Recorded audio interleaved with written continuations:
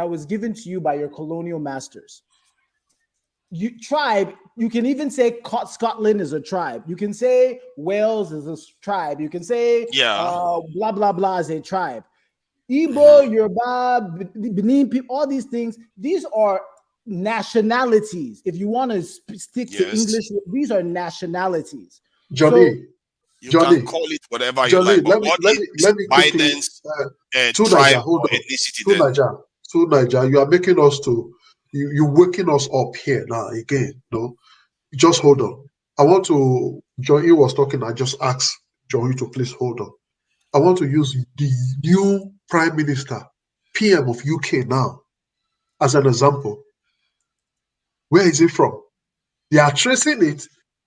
It's from Kenya, but it's not originally from Kenya. The parents are from India who came to Kenya. So you won't say, as a Prime Minister of the UK, the new Prime Minister now, his ethnicity is part of UK. No. He's part of the UK now. That's what I mean by diversity. No, if you see diversity, he's an immigrant that was born in UK. White people. I don't understand. You can't just have. You need to understand the context of the West. God. We are I'm using not talking the about context. race here. Okay, let me. I'm asking me a straight question so that we can get some. What is Biden's ethnicity then? Biden is a European. No. Which part of Europe? Which part of Europe? Please hold on. We have a caller here. Let's quickly take this call, please. Hold on. Is based on what index? Hold on, everybody. Please hold on. We have a caller. Please, caller, tell us where you're calling us from. Tell us your name. Yeah, I'm calling from Germany. My name is Henry. Okay, Henry calling from Germany. All right, go ahead, Henry. Yeah. What I'm trying to say is in this. Are you on live now, right? Yeah, everybody's listening to you. Okay. This teenager is trying to say. I don't think he knows what he's saying. We should not pretend. He don't know what he's saying. You want to compare America with Nigeria? We have how many languages we have in Nigeria? Not talk of tribe, not talk of the dialect. You should not compare America to Nigeria. When he's talking about somebody is calling Nigeria a zoo. Nobody call Nigeria a zoo. I said people say Nigeria is a zoo. We should not use that word. It's an insult to call Nigeria as a zoo, because zoo is better than Nigeria right now. Because they don't beat animals in zoo. They don't kill animals in zoo. Okay, you mean we should pray for those who steal Nigeria property, Nigeria wealth, who is supporting criminals, who's putting Nigeria backward? We should support this kind of people. We should pray for them. If Nigeria is so good, why is he in America where he is now? We should stop deceiving ourselves. He should wake up and say where is he standing. You should not start talking jargons here. You should say I'm for this party to make sure from this person to come in to change things for Nigeria. Don't start talking rubbish here, wasting our time here. We want the country to be better. If Nigeria is so good today, in the 80s, people travel to Europe, America for school, for study. They send money from Nigeria to them. If you don't know, you should go and find history about it. Read up history about it. You should stop talking out of point here. Wasting people's time, precious time here. It's all right. Talking Americans. No, it's wasting people's time here. No, he has the right to his opinion. I know he has the right, but he's wasting our time because he's talking out of point. It's I all don't right. think he loves Nigeria so much. Thank you I don't very think much. he loves Nigeria so much. If you love Nigeria so much, you should speak about the betterness for Nigeria. Not coming here talking somebody's certain costs, laying costs in the country. We're not laying costs in the country. We're laying costs on those who is killing our country. If he's supporting them, if he's the one supporting those criminals, then should take the cost along.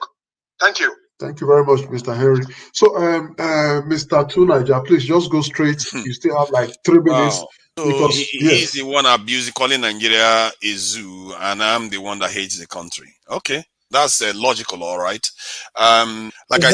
Is Nigeria a zoo? He said they shouldn't even call Nigeria a zoo. That zoo is better than Nigeria. Exactly, that's worse. Is Nigeria, is Nigeria better than a zoo? Objectively, Nigeria, have you been to Nigeria? Have you been to a zoo? Have you been to a zoo? Then I'm the one that hates Nigeria. The animals in zoo, sir. Let's The just say animal in objectively. zoo. Let's just be objective. Objectively, let me, John E. I understand. The animals in zoo are being taken care of. They don't.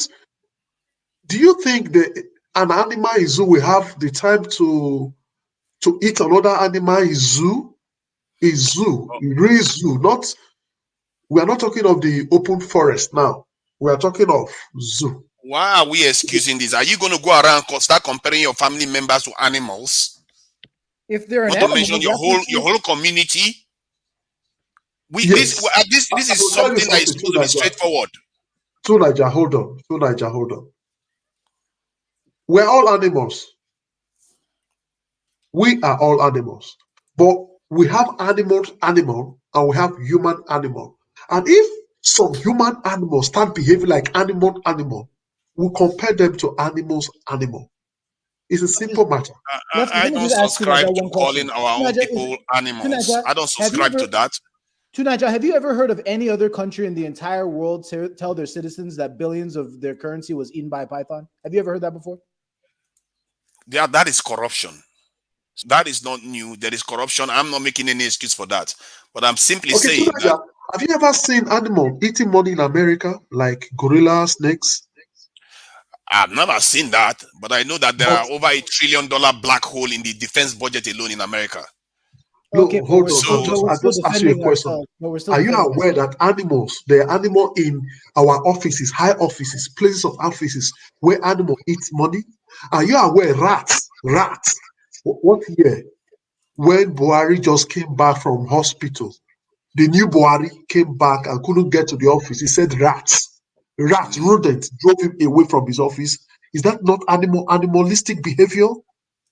It's not. It's just simply corruption. Let's not degrade ourselves by calling each other animals. Because if it was a white man that calls us monkeys now, you guys would be happy. If it was the Arab that said that we are a cursed race, you guys would not find it funny. You shouldn't be calling yourself animals. No people go around calling themselves animals. Let's just look at the definition, because there's multiple definitions for zoo, and one of the definitions for zoo is a situation characterized by confusion. Oh my God! I can't believe I'm having this debate. Anyway, Johnny, let's not take this further. Today's topic is all about Ekweremadu and the police woman and so on. So let's not digress too much to Niger. It's like Omoye's corner is almost correct, but I just wanted you to have your time. I'm supposed to be allowed to say something, and when I ask question, nobody answer. They dodge this thing. Then when I ask me question, I answer. This is something that you should be moderating, because if then they will never get light at any discussion at all. We are just here to make noise. Today is a debate, and we are all into this. You came in. Okay, then let me tackle him. Then, if he wants to on, then let me ask him. I asked him a moment ago. What is Biden's ethnicity? And I answered you. He's a European. He has precisely. Even the precise word is from Ireland. He's Irish. He's Irish. Just like Trump is. Just like you have so many different groups in America. It's not only one group in America. America has 300 to 400 and something languages spoken in that country, and those are the ones that they measure with size. Oh my God! I am looking at it. Oh my God! Can you just stop? Can you just stop calling stuff fake news? Leftist. Oh my God! I can't. Do people legitimately? People travel to America, and this guy is calling it fake news. But this is fake. This is fake news. Anyway, oh my God, I'm in nether realm right now. How many languages do people legitimately speak in America? In America, there's only really 2 languages. There's English, and that's the primary language. And then when you get to the South, you see people speaking Spanish. But the vast majority of people in America, the lingua franca, the language of like everything, everyone speaks it. There's no America's an English. Do you know the difference between a national language and the language the people in the country actually do speak at their homes? This guy, do you know the difference? This guy is a joke. I asked you a straight question. Let's not insult each other, please. I'm trying to be civil with you, because I could go down that road too. I'm asking you, do you know the difference between a national language and a language that the people speak in their homes? Yes, like in Nigeria. Yes, like a Yoruba. Exactly. That's what I'm talking about. Like in Nigeria, The national language is English, and people speak Pidgin English, right? Is that your point? And Urobo and Benila Isha and all kinds of different languages.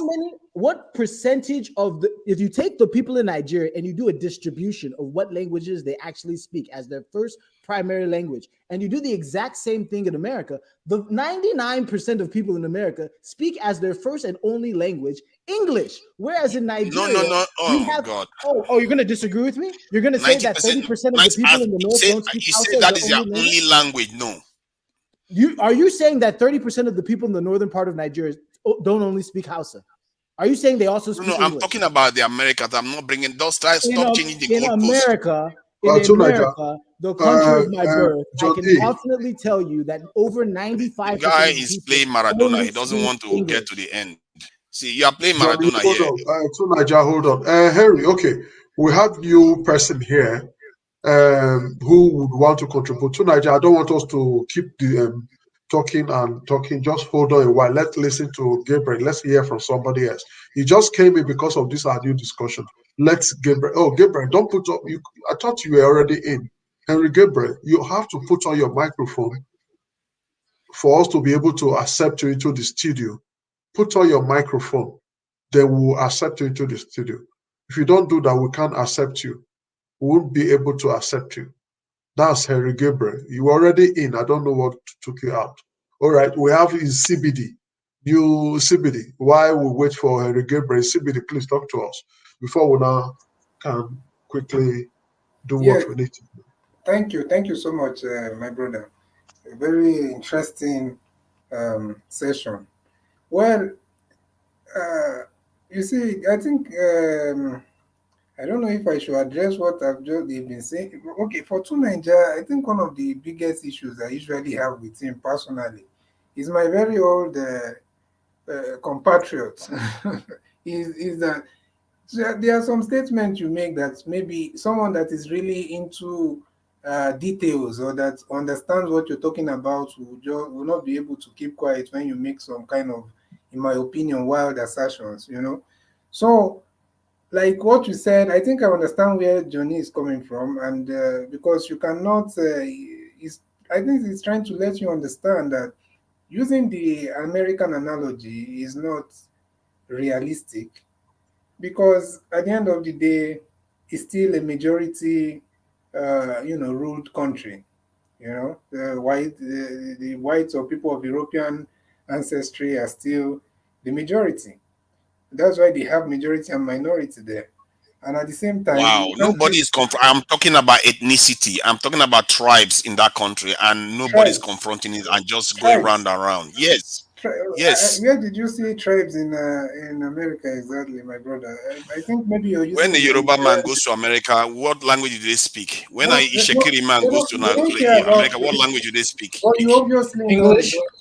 Wait, obviously know they don't care about your Yoruba or Hausa or whatever.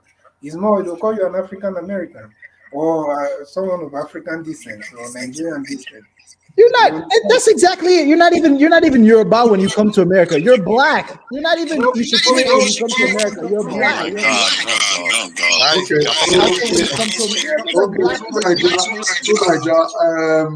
It's CBD, and everybody should just hold on. This is not the topic of today, and I wouldn't want us to spend more time diverting to international studies. What we are doing now is international studies about American culture, ethnicity, and what have we. So, Tunaja, I'm going to skip you for now. And we have Peter Stevens, but I'm not going to call him now. I want to quickly go back to how I started. Give them for 5 minutes, but we'll get to Peter. It's not fair, though. They blocked me. They didn't let me finish my statement. They blocked me and they took over my conversation. I will, Tunaja, you'll come back. I'll come back to you. But the statement, the conversation you are giving now, you've gone multicultural, and it's affecting our topic for today. You can say I also join you to some in some extent, and I also join you and disagree with you in some other extent. So I don't want us to dwell on it. So I want us to relax ourselves and go back to how we started. that will come back to you later. I will just have a new person like the person of Peter Stevens, and he's not talking. Gabriel will have him now. He has not spoken, and Silvanus is already here. You are already bringing in people because it's not leaving the topic for international studies, and there are some discrepancy which a lot of people are coming in to want to correct, and that is not the topic of today. So I want to quickly make us understand that the topics of today is what we should be talking about. Like Omoye's Kona have rightly said, and she's waiting to get to her turn, and she may not be here very soon because it's not good you wait and it's almost getting to your turn and you've been not allowed to talk. You might just wait and go. So allow me to quickly go back to, and it will definitely come to you again. So John E, please stick to the topics of today and this is your second round, please. John E, talk to us. Yeah, okay, so I'll just stick to the topic, which I guess has to do with Ekweremadu and the female police officer that was assaulted, and just the complete abject failure of the country, or the country called Nigeria.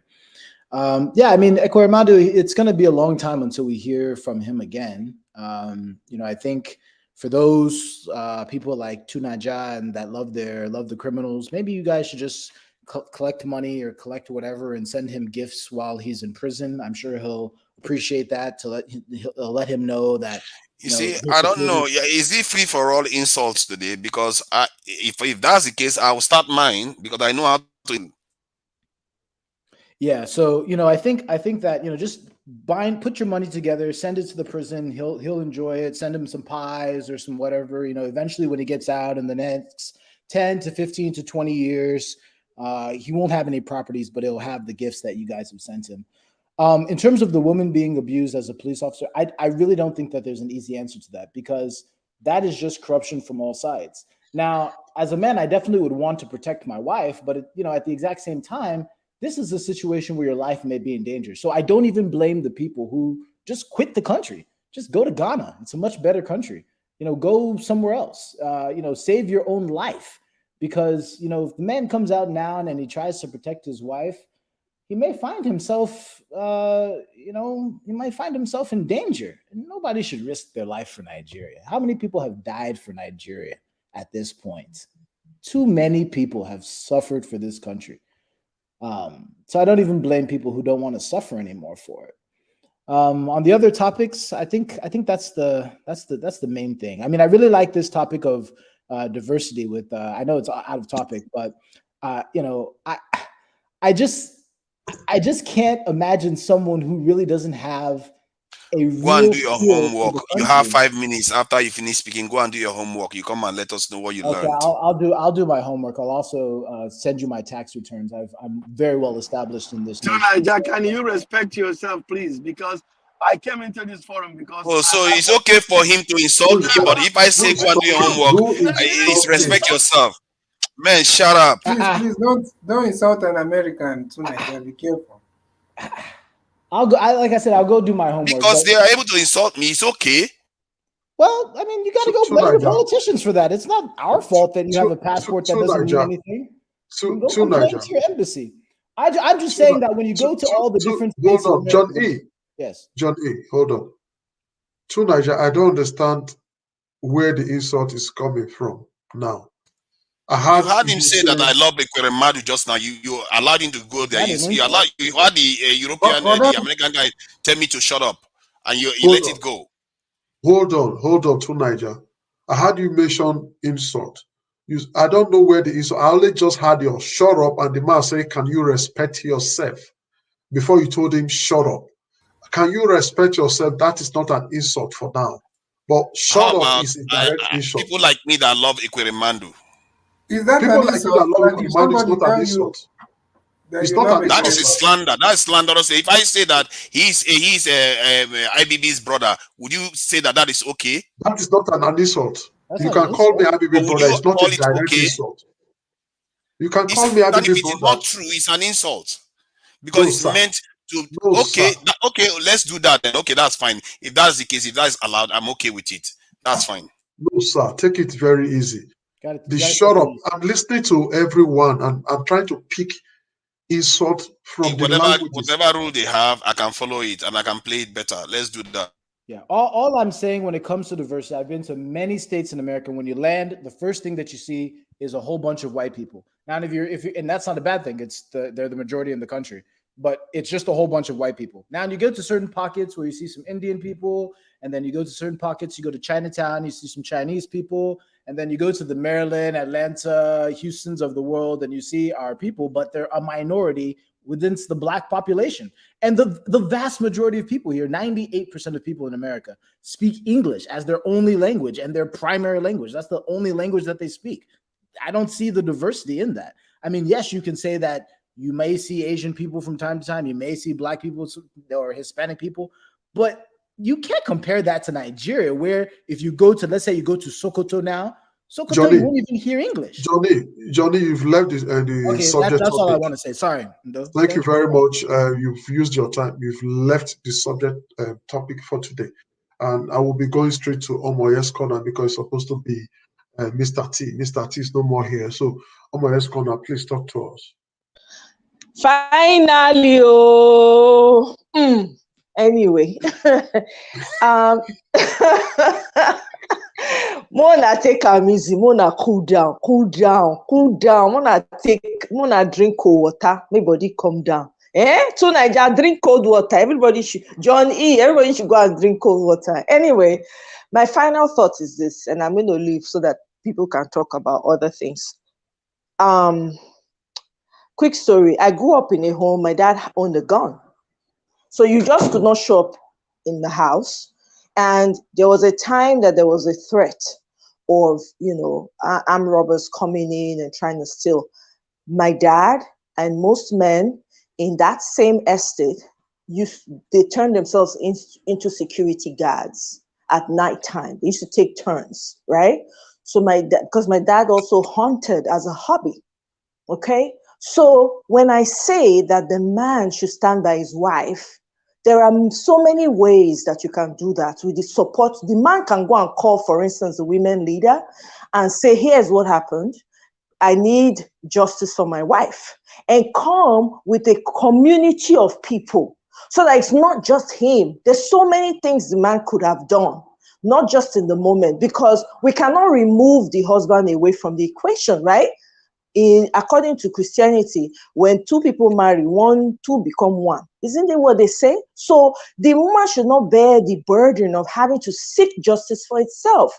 I will repeat it again. I grew up in a home where my dad would not, when people come to the house, because they knew that my dad had a gun, they were afraid.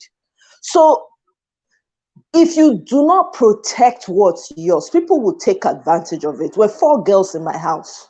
So there were barely any guy who wanted to show up for go fair think, hey, this girl, Papa get gone, no. Let him not come and shoot us before they come, So why am I saying this? It's just unfortunate because society has denigrated to a point where we're not trying to do the hard work. Let's focus on that hard work by getting in the right person so we can do the needful, And with regards to the Ekweremadus, I really don't care. Let the man rot in jail because he's committed crimes. He should suffer, he should pay for his crime. It's just that simple. And the mentality in Nigeria needs to change. There's a lot of work that needs to take place. Even Agbado came out and said nobody should mention Funke Akindele in his presence. That speaks volumes of how they value women. There's no value to women at all in that society. For somebody, a great-grandfather, to be telling a child that don't mention that child's name in my presence, and Nigerians opening their eyes and saying that this man is going to be a dictator if he by mistake pass back door, enter. And it's not going to be him ruling. It will be Shetima that his own state, there are refugee camps. It has turned into refugee camps. It's like a desert because he has allowed these Boko Haramists that he's working with to steal all his women and forcefully marry them and bear them children. So I beg, there's a lot of work to be done in Nigeria. I believe that the men have a lot to do by talking to each other and calling each other out and talk, because the women and the children need to be protected. There are strong women, I agree, but the women, a greater population of the women and the children need to be protected, because a society that does not value, I'll repeat again, is not what to be called a society. So we need to start doing the work now, not when Peter Obi gets there, because he can only do so much, So I'm going to yield, and thank you very much for the opportunity. Yes, thank you, Madam Moye. It's true. Normally, men are supposed to protect women in family settings. And as a government unit, we are supposed to protect both men and women. But our government have failed woefully. They are not protecting children, men, talk less of women.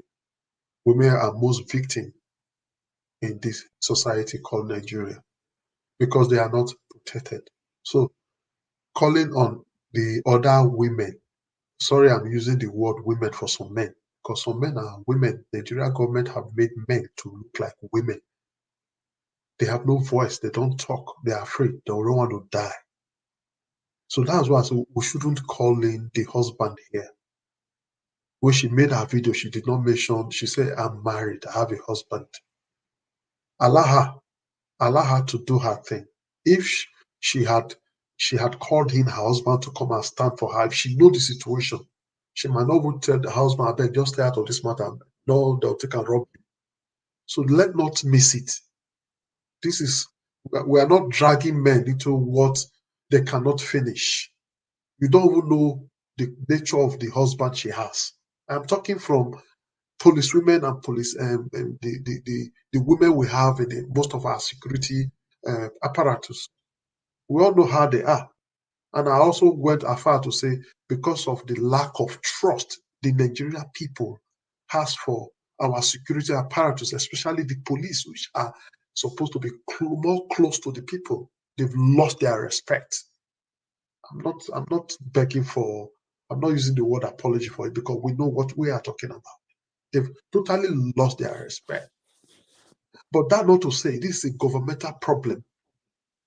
A woman on uniform, a serving officer, an inspector being molested and harassed by a fellow police officer in the office, not in the hotel, not outside. This is more to call in the husband. Olivia? We should have been calling on the government. Leaves too? We should have been calling on the government to make sure the woman is protected. Not calling on the husband should have. You don't bring the husband in here. The woman knows what she's doing. She would have called her husband to come in. You don't even know the nature of husband she has. So let not go for that to start exposing a lot of issues.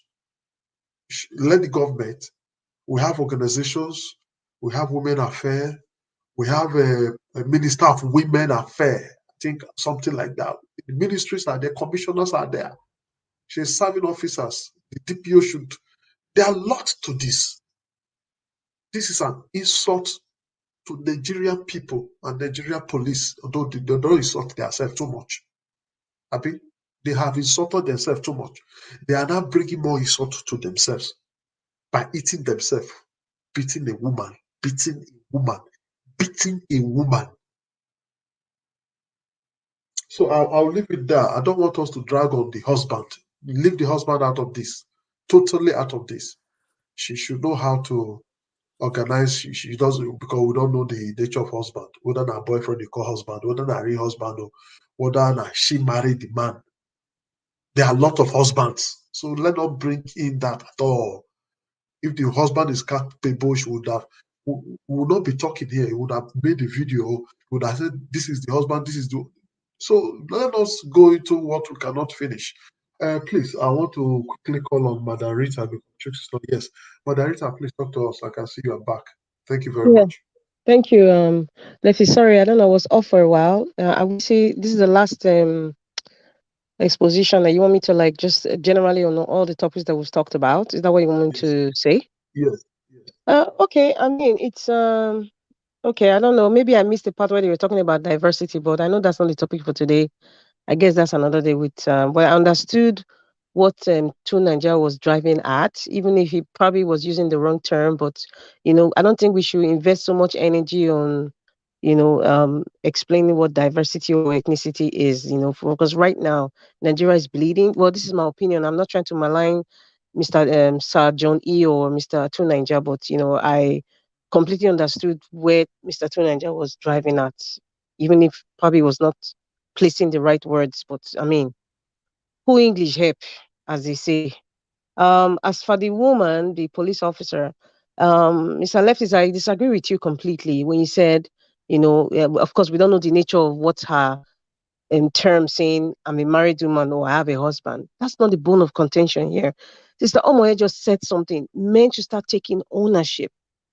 I think all these ills of the society against women would stop when the men start standing up to say, I recognize you, I acknowledge your pain, I'm standing with you. That is what should be. That is one of the ways in which all these ills against women would be at least curbed or changed completely. But the men are not speaking up due to one reason or the other, cultural, social reason or cultural reasons. All those things have to me is baloney. Why? Okay, if you cannot stand by a woman, regardless of how she wants to describe you as a fiance, boyfriend, or side man, or whatever you want to call it, or husband, at least, if that woman is enough for you to say, if the woman is claiming you to be her man and you're claiming that you should be able to stand beside her in public or in private, no matter how you want to place Mrs. yourself. Madam Rita, I want to quickly draw our attention to this topic of today. We did not add man to the woman. The woman cried out. I am still saying, I agree with you. I am still saying, you may disagree with me. I'm still saying you don't know the nature of husband she has. So let not drag that in. She's a police officer. God. Please. I don't think you're getting my point here. I'm getting your she has point. A man. Whether the man is in a wheelchair or whether he's in a hospital or whether it's her boyfriend or side man or husband or whatever. She used the word man. She didn't say she's not a lesbian. She said, I have a husband. However you want to term it or define what a husband is in her own world, that is not the point. The point is this woman has been abused by a man. This woman belongs to a police force headed by a man. This woman is in a patriarchal society where the man culturally is the head of everything, where a man dictates the tune. Therefore, if this woman is crying out as a woman in pain inflicted by a man because she feels she needs to be faithful to a man, so why would a man not be part of this? Why would the man that she's claiming, she's claiming faithfulness to by not agreeing to the other man's, let me use the word Nigeria word toasting, why would you not bring the man in? That is the point. I don't care the condition in which the man is in her life or defined in her life, because I don't know. Rita, you don't know. I see you want to open another topic. I'm not opening on that topic. My point here is I don't agree with you when you said let us not add the man because we don't know the nature of the man in her life. Man, are you listening to yourself, sir? Rita, see, leftists. I think I agree with Rita on this because the men should be able to protect their women, and we should be calling other men for attacking another man's wife. We should be calling. We should always do that. That is our primary role because you will not want that to happen to your own wife. You will not want that to happen to your own wife, would you? How can the man not be involved? The men are the ones that can stop it. If the men develop a culture whereby you are not allowed to touch any other woman's any other man's husband or wife or girlfriend without due permission or anything, or even another man's child, because men are the ones that who is talking now? Is this Two Nigeria? Yes. Who is talking now? Two Nigeria. Yes. Okay, hold on, Two Nigeria, because we want to drag this now. Because I said let not open another topic. I know what I am saying. when I said let not open on that topic, if somebody have been toasting your wife, if she has a husband, somebody have been toasting your wife, not today, not too long. If she have a husband, really, and it got to this, will you got to this husband if she has a husband, a real husband? Who will say real husband? So can I answer your question? Is a man. A man might be is a man. But not all men are men. We are talking about Nigeria.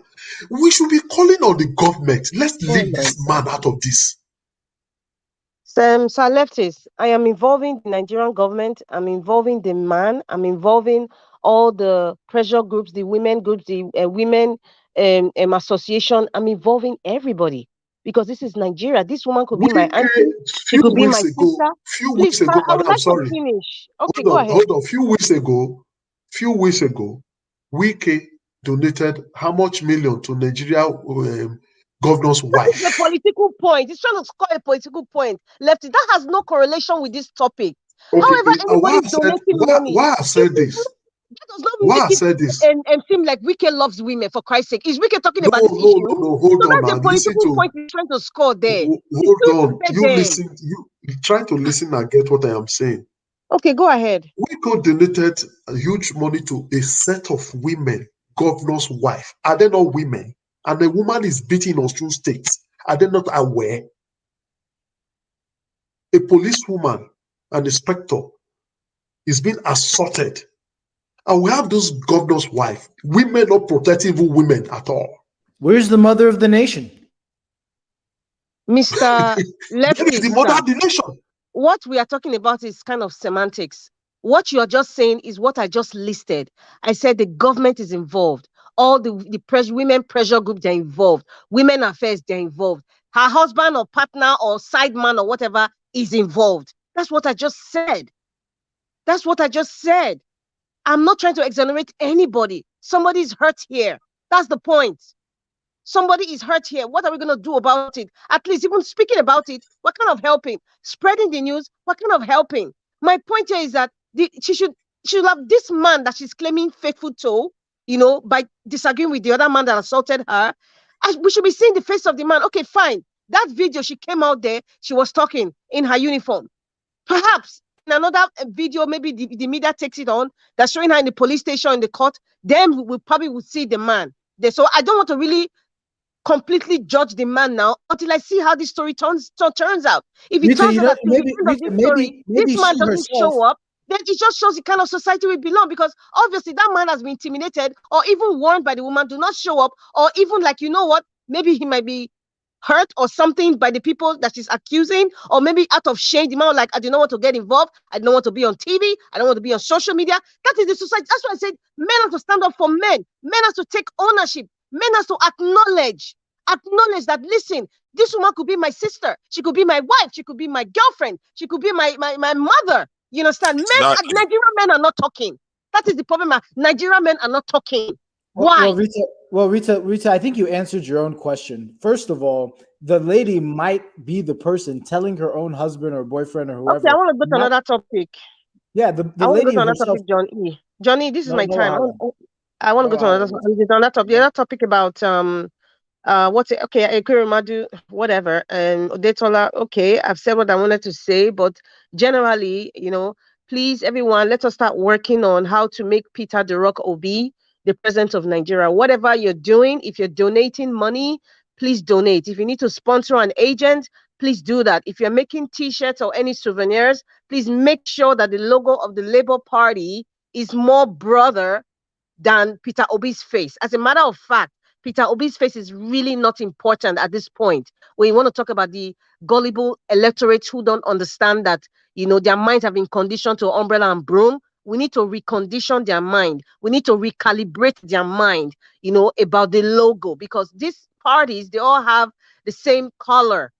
Almost all of them, they all have the same similar color. So on that day of election, please, we should start any souvenir you're making. We don't need to see Peter Obi's face or Ahmedati's face, please. It's the logo. We need to start educating people. Please do whatever you need to do to make Peter Obi president of Nigeria. Whatever you can do, please do it. I don't care if anybody want to call it bribe or trying to just do educate, keep speaking, keep talking. Thank you.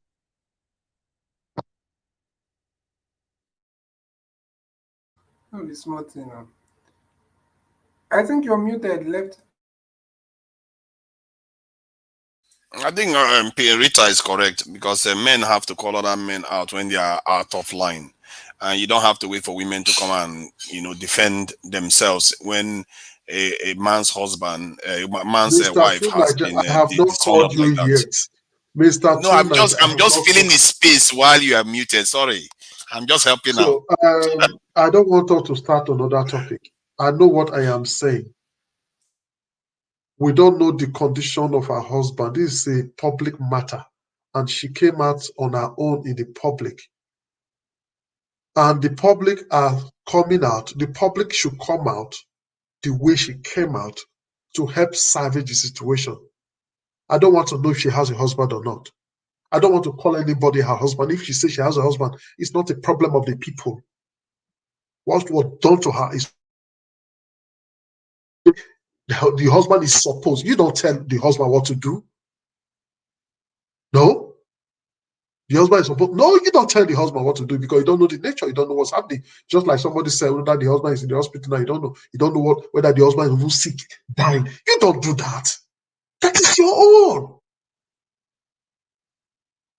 She didn't come with her husband. She should know that she has a husband that is responsible, that she can produce. Why is she not producing the husband? You want us to open many topics? I can talk on this because I know so much about this. Now, how man be man self in the first of all? Somebody said, can you ask your daughter to marry you like yourself? Ask the women, would you want your daughter to marry the kind of husband you get married to? This is a topic now. So there are a lot to this. We don't need to digress and try to introduce men, gender into this, men. No, this is an official matter, and it should be dealt with officially. It's not a family matter. This is an official matter in an office. So it should be dealt with the way it is. Let not go and be bringing what is not close to it at all. It's official and it's cultural. If she's my wife, assuming she's my wife, it will not ever happen before now. You dare not try it because you know the husband. If she's my wife, you dare not try it because you know the husband before now. You won't try it. So there are lots to it. Come on now. Yes, let me go straight to the next person. We lost Henry Gabriel. Yes, he's no more here. CBD still here. I think. Yes, CBD is here. Yes, please talk to us. Yes, talk to us now. Well, I don't want to go too deep because these things are very sensitive. Very sensitive. CBD has spoken twice, and I spoke. Wait, calm down to Nigeria. Is that true? Am I right or wrong? Listen, I came in. To Nigeria. I was about to speak about what you were talking about, and I was told to change the topic. And yes. Should I leave the studio for you to anchor? No, I'm just saying that I spoke. Then in CBD spoke. Now he's speaking again. I just asked you a question. Should I leave the studio for you to anchor? How I'll go take your position now? You can. You are the DC host. Sorry, I don't think so because if you think I don't know what I am doing, then you should just take it over now so that myself just go rest, drink my small water from one corner. Because you are interrupting me now, telling me I don't know what I am doing. That's not what I'm saying. I'm just talking to CBD. Yeah. CBD, please go on. Thank you so much, and please let us know. Tonight, don't be doing that, huh? Because it can, All right. So, the thing I wanted to quickly say is that, pertaining to number one, Ekweremadu. You see, Ekweremadu, somebody having 40 properties and all that. I'm totally, in support of people like this being investigated and brought to book. We must start, making these people realize that they cannot be playing with the future of our people, you know. But at the same time, out of 100, for example, thieves, if you catch one, it doesn't make much difference. These people, we know what they usually tell us. They said it by themselves, including Oshiomhole and the other former chairman. I don't know if he's still the chairman of the APC. I think he's still the chairman. That when you come to us, your sins will be forgiven. So we don't need that kind of society where the ruling party will protect all their politicians, no matter the atrocities that they've committed or that they are still committing. We don't need that. But at the same time, we should not say because of this thief is in a different camp, let him not be caught. No, all of them. But at the same time, everything must be done properly. Then quickly, before this issue of this policewoman and all these people, you see, I don't want to get too much deep into it because, you know, this is very sensitive and all that.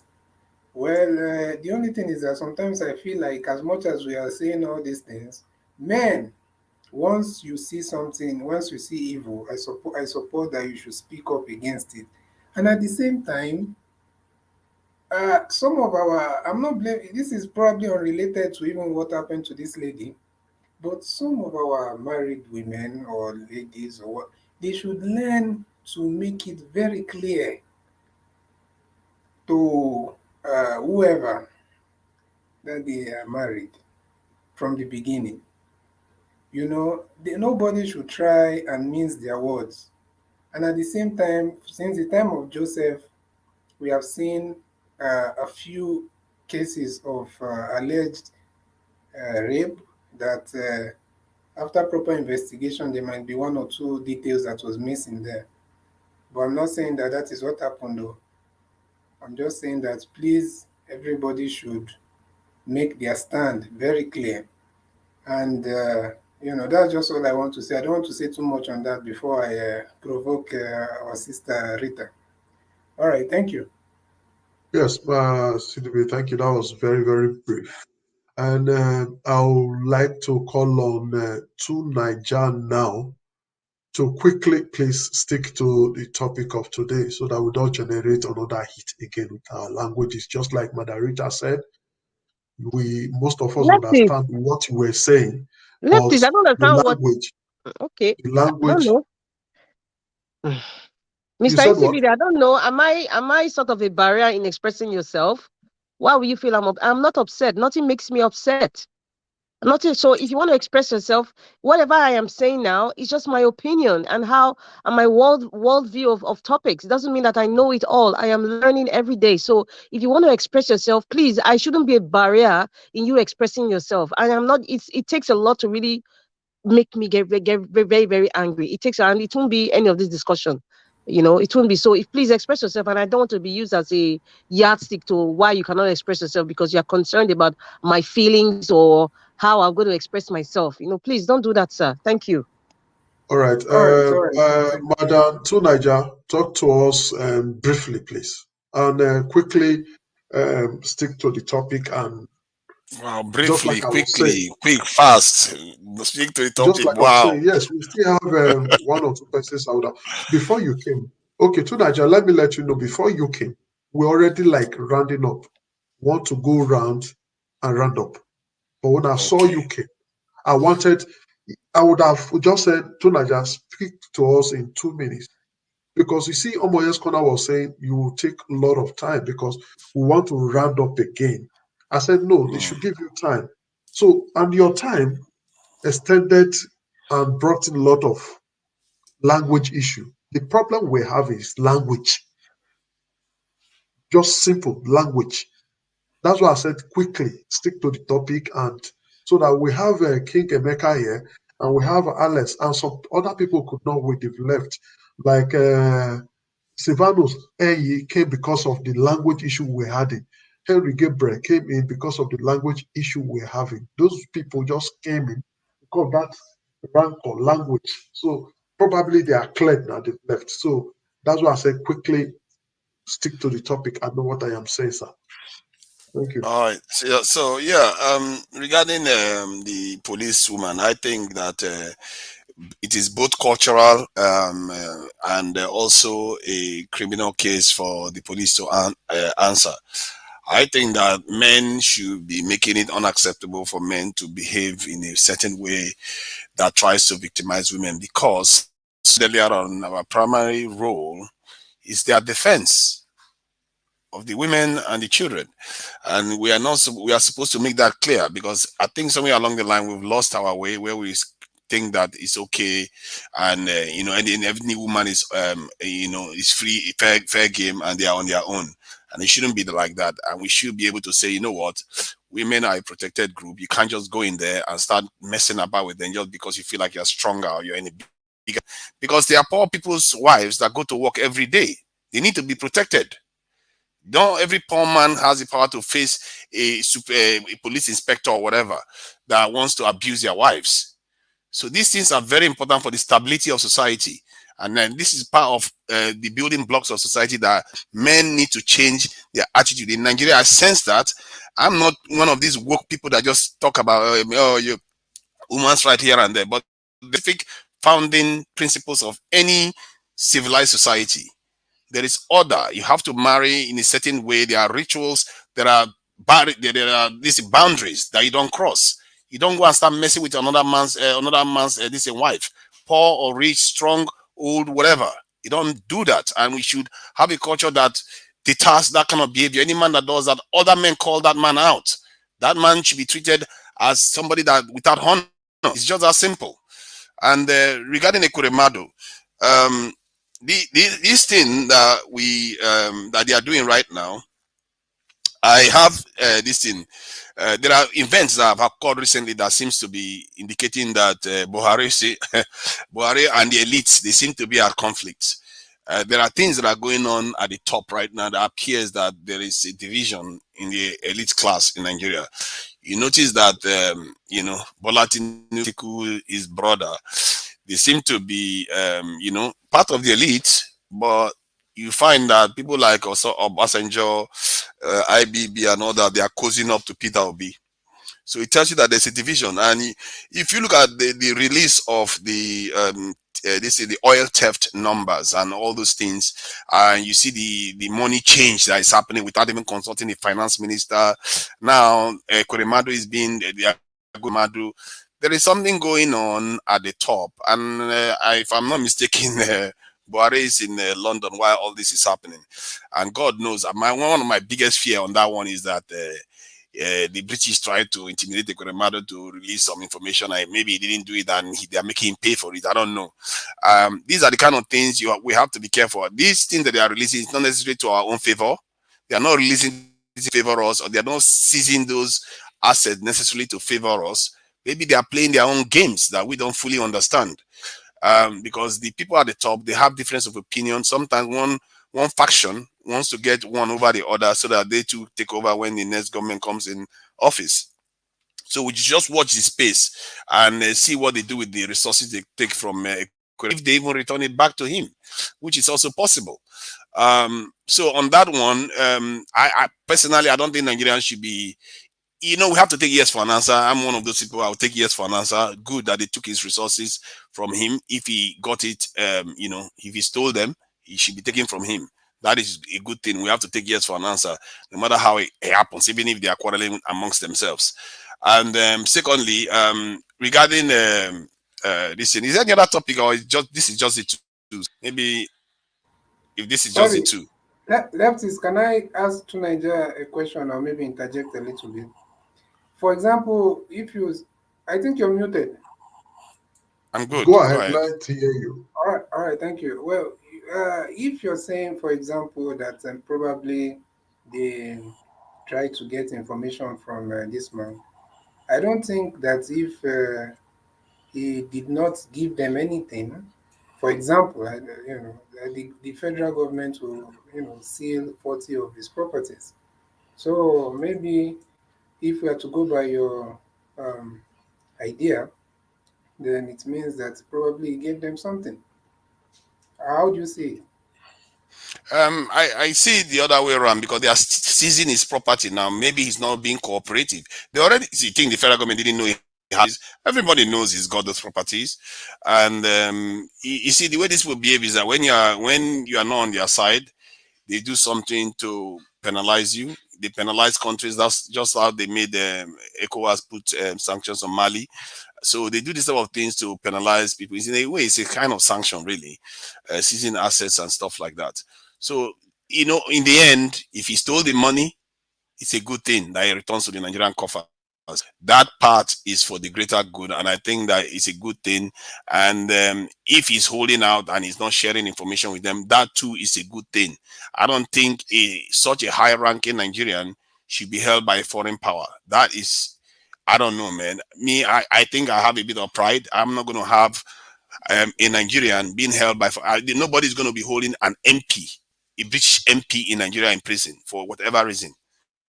And I'm even an American that killed a British man, a British boy in America, in the UK here. She didn't come to the UK to come and testify. She testified all the way from America. America didn't send her to the UK. She killed somebody and escaped to America, not like kill somebody and didn't know and went to America. She escaped. They aided her to escape to America, and yet America didn't send her to the UK back. So I'm a little bit scared. Topic. But in terms of them seizing his assets, I think that it's a good thing, because these people, they is ill-gotten wealth that they've stolen from the people while not actually doing their job properly. Really, they are not, exceptionally with the kind of results we are getting in Nigeria. And one other thing I want to address is what the way Nigerians perceive their country. I feel like there is a little bit of a disconnect. I don't know. CBD, you've heard of the idea where the fear of crime is increasing while the actual crime rate is coming down. Sometimes there's a disconnect with the way the people think about their surrounding from what is actually on the ground. When I went to Nigeria the last time, I think 2020, what I saw on the ground was actually a country that is more advanced. There was more roads, there's more trains, there is all kinds of more other things that you have in the country. And yet, the people have never been so downhearted. The people have never been so downhearted. So it tells you that why is that the case? I feel like part of it is because they are exposed now to Western media, the internet, Instagram, WhatsApp, Facebook, all of them. They are seeing how other people live. And when you have that kind of situation where there's such a difference and it's a wealth gap, you have people that feel discontented. And this is also driving the Japa, this is a culture that you're hearing about right now. And this also explains why any country that breaks out of the control of the West, one of the first things they do is cut off their internet, this media. They don't use the same social media. No, let me just finish this point. It's gonna finish quickly. Yes, I'm gonna round up. They don't use their social media. They don't use their WhatsApp. They don't use anything. They cut off. The Indians, the Chinese, the North Koreans, Iranians, Russians, all of them cut off from Western media because it can influence the way you behave. So they can even know when you are pregnant before you do. And this is something that Amazon has proven, that they sent somebody pregnancy tests and pregnancy documents when the lady didn't even know she was pregnant. All the way she was buying stuff, and they can tell that she was already pregnant before she knew it. So we have to be careful the way we expose all our information, all our data to Western. We are basically submitting it to the American government. Thank you. Yes, thank you very much, Niger. Lefties, can I come in just after Niger? A lot of why I didn't join because, or I didn't want to join, but I decided to join because a lot of things has been said that I think I need to put in, not my opinion, but put in the facts so it can be cleared.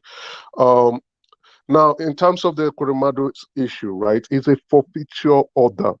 There's an order to forfeit his assets. Now, I want to take it from the top. Now, first, in every investigation or with the EFCC case or even with the police or law enforcement, first comes the petition, next comes the investigation. Then after the investigation, they will look at it and say, okay, we have sufficient evidence to prosecute. And when they prosecute, then they will prove beyond reasonable doubt that this individual is guilty. And once that is done, which means, you know, you present your case, the guy is there, and the judge look and say, okay, yes, you are right. Then if it's a case of corruption or public theft, then once that case has been won, it will not be a forfeiture, which means they are going after the assets. So this case has already been on. I don't know, maybe a lot of us have forgotten. The EFCC has already been on Ekweremadu for a long time. So this is not a case of, oh, he has something to answer, or no. The case with the UK is quite different. Automatically is a separate situation. It's being governed by the jurisdiction of the UK human traffic situation. And this is a bribery and corruption issue here in EFCC that Ekweremadu has to answer. And the Ekweremadu, the judge has looked at it and they have proven their case beyond reasonable doubt, and they say, yes, this is a clear case of corruption and we have to go and take his asset.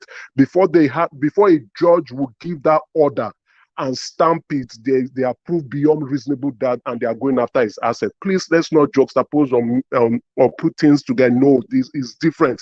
There's no backhand. And at this rate, I also want to congratulate the EFCC, because the EFCC have a low record of winning cases. They have that low record of winning cases, and I don't know why they don't know how to go about prosecuting their cases beyond reasonable doubt, even when the evidence is overwhelming. Isn't that odd? The guys overseas, when they win their case, you are just actually trying to make the point that I made. We always try to go. That's one thing I don't like. I never said I had. When do you think they'll reach Tinubu's? When do you think they'll reach Tinubu's file? Do you think Tinubu's file? We always try to open the carpet to look at things that are not there. Emeka, when do you think they'll reach Tinubu's file? Do you think EFCC is close to Tinubu's file? EFCC has been on Ekweremadu for a very long time, and you know prosecuting cases can take a decade, can take 5 years. Do you think they're very close to Tinubu's file? Are they maybe 1 year or 2 Tinubu years? Has gone to they've been a case on Tinubu from the Code of Conduct Bureau, and they looked at it and they certified him clean. So that one they couldn't find anything. Okay. Let me move to the next case. Let me move to the next topic. I enjoy sticking to the case was clear. They looked into all of it. And John E, can you respect my time, please? Thank you. John A. tonight. Anybody that intercepts again, I'll put the person back to the studio. You're interrupting this broadcast too much, and it is very, very unfair. This is not how we go. I love to stick to topic. I love to provide context and opinion to the topics. And when I want to state fact, I will state the facts. If I want to state my opinion, I'll state the opinion. Now which of the other case again, the Nigerian woman, or let me go to, I'll round up with the Nigerian police and the police woman. Let me go to Otedola. Otedola is entitled to spend his money the way he wants to spend his money. That man has worked hard for his money. Many of us probably do not know how he came about. We do not even know who his family was. His father was one time a former governor of Lagos State, Michael Otedola, and he's late now. So he's not from a poor home. Please, let's get the fact right. The man is entitled to spend his money the way he wants to spend the money. I know a lot of us have said a lot of things that are not factual. And at some point, I keep telling Elvis, please let people speak on evidence and fact, because they might hold your medium for libel or defamation when you don't allow people to speak on evidence. People keep saying fake billionaire, this, that, keep saying things. I was just laughing on my way. We should speak on the fact. If you don't have the fact or the evidence, please don't speak on things you don't know. Don't get Elvis and his channel into trouble. Now, Otedola said he wants to spend $3 million of his money. I find it very ridiculous for broke people to tell rich people how to spend their money. Even if you are broke, I think it's also an insult for someone to tell you how to spend your own money. Sometimes we ridicule family members to tell us how we spend our own money. Please, that's his money. He wants to spend it. If he wants to blow his fortune on one day, that's his problem. Let him do it. If he wants to get broke going on that trip, that's his business. That's what he wants to do. I won't say much on that. If we want to go on another topic on Michael Otodola, I welcome you. We could debate on it. I'll tell you who he is, where he's from, how he started, who his father is. He's not a poor man. He never was from a broke home. But people keep saying, oh, he must have done this. These are the cabals, these are that. It's the oligarch making statements, ridiculous statements that are not factual. Please, let's be careful. So the Nigerian policewoman, I just was taking this topic on Ima, I think Ima during the morning session 2 days ago, and I said this is a failure of the Nigerian internal affairs. There should be a hotline, there should be a whistleblower line that police officers should be able to escalate, and investigation should take place. This is also an abuse of power. The ASP, who is also the second in command as the DCO, deputy crime officer of that police station, should not be abusing his power. You've made your advances. She said, no, I'm a married woman. Please stay off and clear off and move on and focus on your job. You are there to work. You are not there to chase women. You are there to do your duties, and you shouldn't go about abusing women or causing bodily harm or assault on them. And I know the Inspector General of Police has said, okay, we're going to look into this issue. I believe they will investigate, because the public is watching. The public has gotten into this affair, and they want to know what the outcome is going to look like. Now that we are spinning this around to say the men are not taking responsibility, this and that, this is an employer and employee situation. The employer is stepping in to look into it. Till then we can now speak. Please, we should not turn this into a gender war. We should not turn this into a gender issue. Let's stick to the topic of the day and provide our opinion and context and facts of the day. Bringing the woman's husband into this, I think, is a far-fetched situation. We should stop casting our aspersions, our opinions, and things that don't matter, but stick to the topic of the day. Thank you very much, Lefty. This is why I joined. Thank you. Yes, Emeka, you said certain things, and I think I go with you. I except when you call Nigerians broke Nigerians. I think whatever you're saying, you are very correct. But the same broke Nigerians money is being used, is being spent. We are the broke Nigerians speaking here right now. I want to assume myself as a broke Nigerians. I don't know if that man has a farm. I've never seen where Otodola, when he was small, his father has a farm where they went to. Like we went to farm. Doesn't mean we have no integrity. So don't insult Nigerians for crying out loud. The father is an ex-governor, I don't care. He's still stealing money from Nigeria's coffers. That is what we are talking about. Looking at the magnitude of the money being spent to rent a yacht. You are no more Nigerians than the broke Nigerians. And we are talking from the source of the money which these people are using. They are all stolen money and corrupt money. Do you want to beat me to that? If his father is not broke, he's a rich man. I want to take it up. You know, his father his father who was a tall his father was an ex-governor, Lagos State ex-governor, and a very rich man. Does not make it mandatory that did not complete his term. What I cited that was that the father was doing well before he even became a governor. Michael Otodola, he would have even become one of the best Lagos State governors if the coup did not happen. I know the family very well. I know their story. Michael Otodola is now you are talking without evidence. If the coup did not happen, nice. Thank you. No, he has already laid the foundation. Please, I wouldn't want us to drag more because I don't want us to drag on this. I only corrected you. Everything you said is good, but insulting Nigeria, broke Nigeria. Nigeria has rights. Everybody is doing well for those that did not steal. The farmer in the village working so hard is doing well because he did not steal from the government. So I think Nigerians have the right. It is our country. It is our money. Those you call do well. Tell us if we want to really investigate them. That brings me to the case of Ekweremadu that you just explained.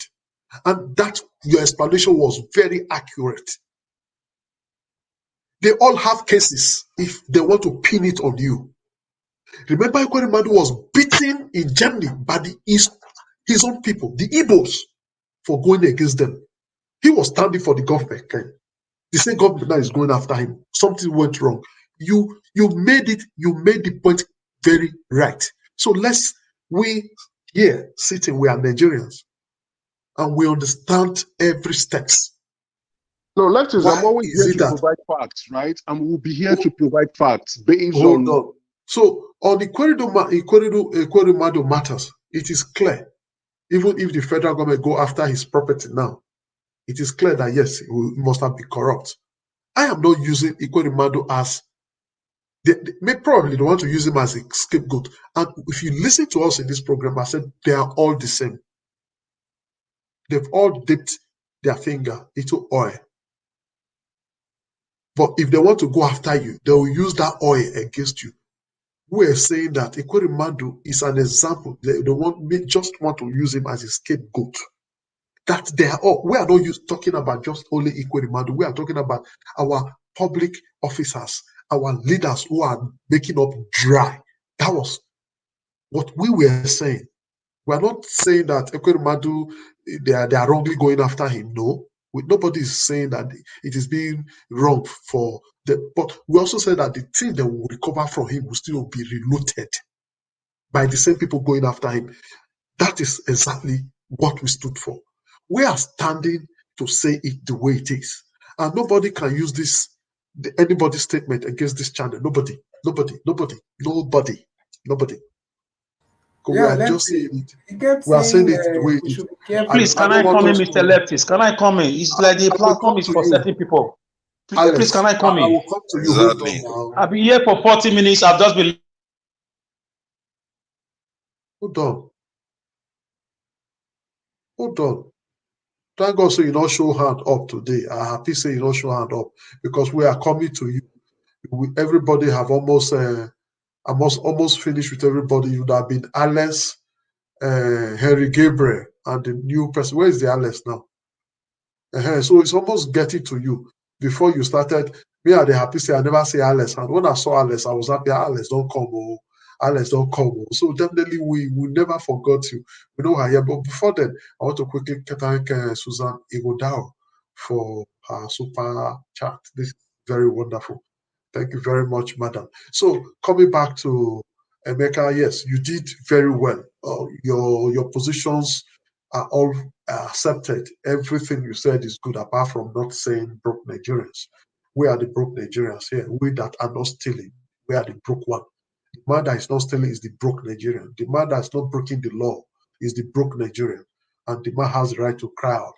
Because those successful ones have finished Nigeria. So-called successful people. Where is Alex now? Is it your network? I know you've been going off. You went off, you came back, you went off.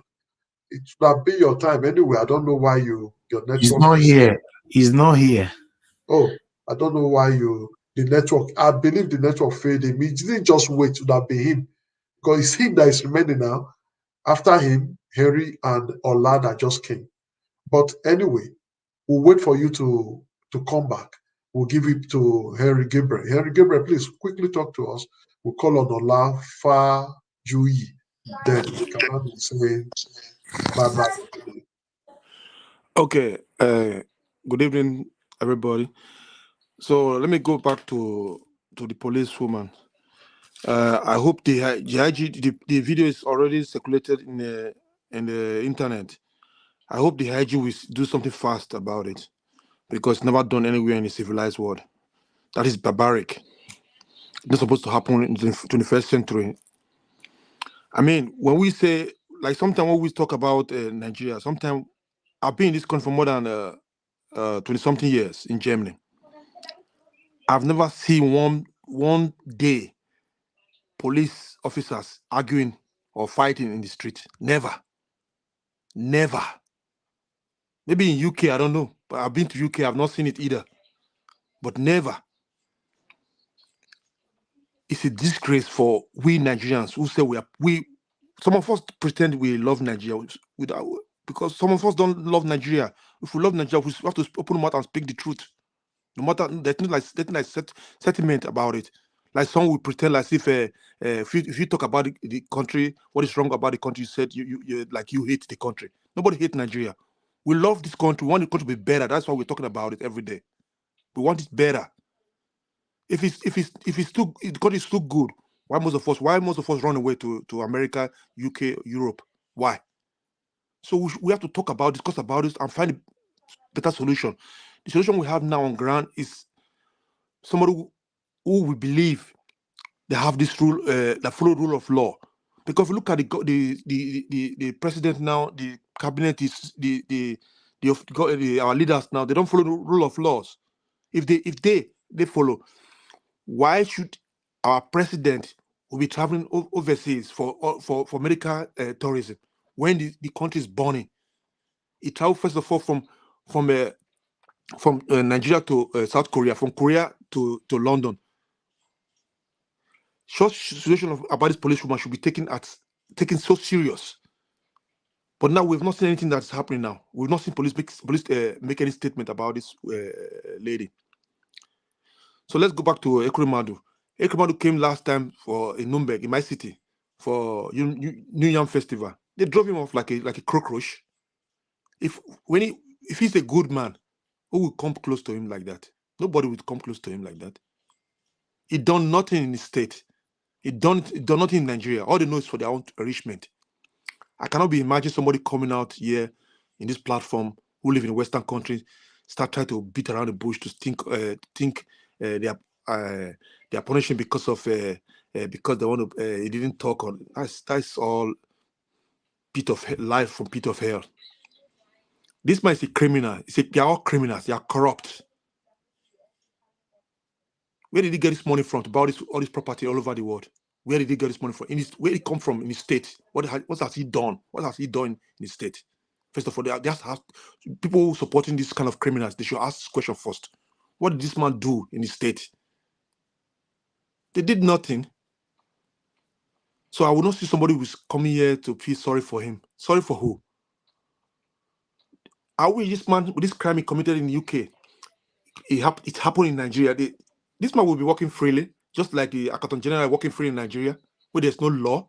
They celebrate criminals. Criminals are working freely. What has Iran Kanu done? They keep him in prison for what did he do? Where they allow Boko Haram to walk freely in the street. All we need now is a president that follow the constitution, that follow the law. That's what we need. Not all these Agberos, all this Agbado, all these terrorists, sympathizer terrorists like Shatima and Atiku. Atiku is not from Nigeria. When he lose the election, I will go back to Dubai again. And some people will come in here who live Western countries, start supporting what do you call him? Atiku and Tinubu. If Nigeria is so good, why are you in the Western country? So all we need now, we want a better country, a better society where we can be proud and go home peacefully and invest more. Because Nigeria, we have no law in that country. If like some of us who said, like me, I said, if somebody said Nigeria is a zoo, it's an insult to zoo, and it's the fact. Because nothing like what they did to this policeman, it can never happen in a civilized country. Not even in a zoo. They will beat animals like this. You don't try it, you go to jail. It's an insult for saying Nigeria it looked like a zoo. When somebody said, when former president of America, what they call him, Donald Trump, talk about Nigeria, she's shithole. What are you going to say to President Trump? He said the truth because he saw your leaders coming to beg for money, begging like beggars. They don't respect your leaders, and we are just trying to defend them. How can you talk to us like that? We are not talking to you people like that. We are talking to our corrupt leaders, and those who are supporting our corrupt leaders they are the same cost. The innocent Nigerians are dying every day. The cost will go on your head for supporting a criminal. Except you exclude yourself out of these criminals. Stop supporting criminals. If you support a criminal, the whole cost from the innocent people dying in Nigeria will go on your family or generation's head. That's it. Thank you. Yeah, thank you very much. I wouldn't, like me, since I've been if you listen to me all the time, you hardly hear me is pour insult on people. I don't know Ogun. I don't know Loku. I don't know Thunder. I don't know. No. I didn't pour curse. This is not a curse. Hold on, sir. I understand what I'm saying. Just hold on. You allow me finish. The truth is, whatever we sow, we reap. You cannot rule away from it. I've gone more than this. Life is stages and degree and knowledge and understanding. I have gone more than who will come and be say, oh, Google kill you. Ogun no go kill anybody. What you take your hand do, then go worry you. Na karma. That is all I believe. So I cannot come now and be saying they be insulting people in diaspora. Why these people, though they are selfish, those selfish ones that still want to Nigeria to be where they are, they will not succeed. Why they will not succeed? Because that is why we are here. And the Nigerians of today are wise now. People, we have to enlighten. It is normal. You cannot have all good and all bad. No, we have it like this. So I cannot, because of that, I'll be insulting the people in diaspora. So go kill you. No, that's you're like insulting yourself because money they still bring you go chop for inside. No. Let me say one word. Let me stop that. I'm done with you, sir. I'm just talking on my own. No, let me just 30 seconds. Listen, what about the people who are crying in Africa there, in Nigeria? The tears of the wilderness, the tears of those crying, sir. The tears of those crying is more than what you are saying in your lips. You may not have the power in your lips, but the tears of the people who have died, the tears of those people who you cannot hear, the tears of those people who you give contract and they eat the money, and accident happens there. It's blood money. The tears alone is enough. If I tell you the extent these people, let me not. And that's why I always say, don't let us extend this. If I tell you the extent which these people go, they know. They go to prophet, they have native doctor every day, check if I'm alive with money. See, you don't need to pour insult to anybody. If you have insulted yourself already, it's on you. I don't need to tell you.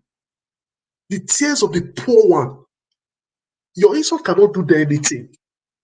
But those tears, their evil is the one haunting them. I've got, see, that's why I say life is a limit and it's a degree. And we must upgrade ourselves.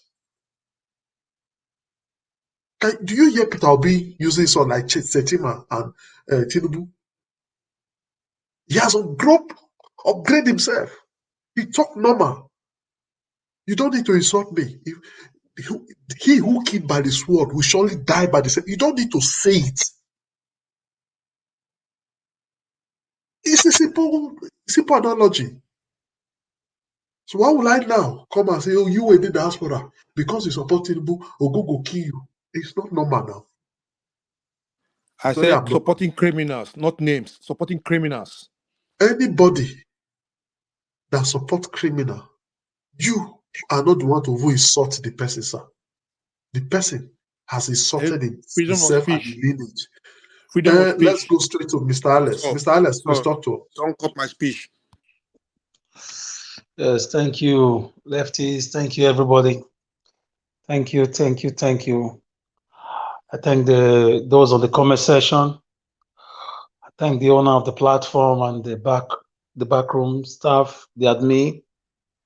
Thank everybody who've been contributing and those who have left. Thank you so much. I just want to thank you guys for standing for people, for those who genuinely love Nigerians, who identify with them, with their pains, the pains these evil leaders have caused them over the years. More than 32 years of military regime dominated by a section of the country did not yield anything for Nigerians.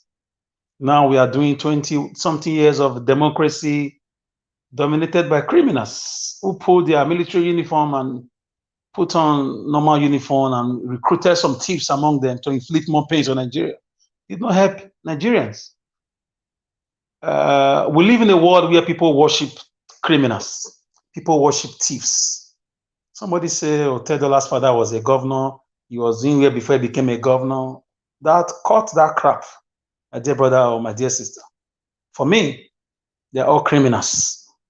If you check it very well, like Lefty said, how did his father make his money even before he became a deputy or a governor in Lagos? It's all a recycling of a bandwagon of thieves. That is why most times when you see revolutionary movement coming to power, they execute certain people. It's a law of revolution. If you read revolutionalist theory books, you will see there are some people that must die. If you like, you run to India, they will trace you there and eliminate you. You have people dying in different countries, and some countries don't, they just pay deaf ear to it when they are citizens. So prominent politicians are killed. A politician was killed in Kenya from Iran.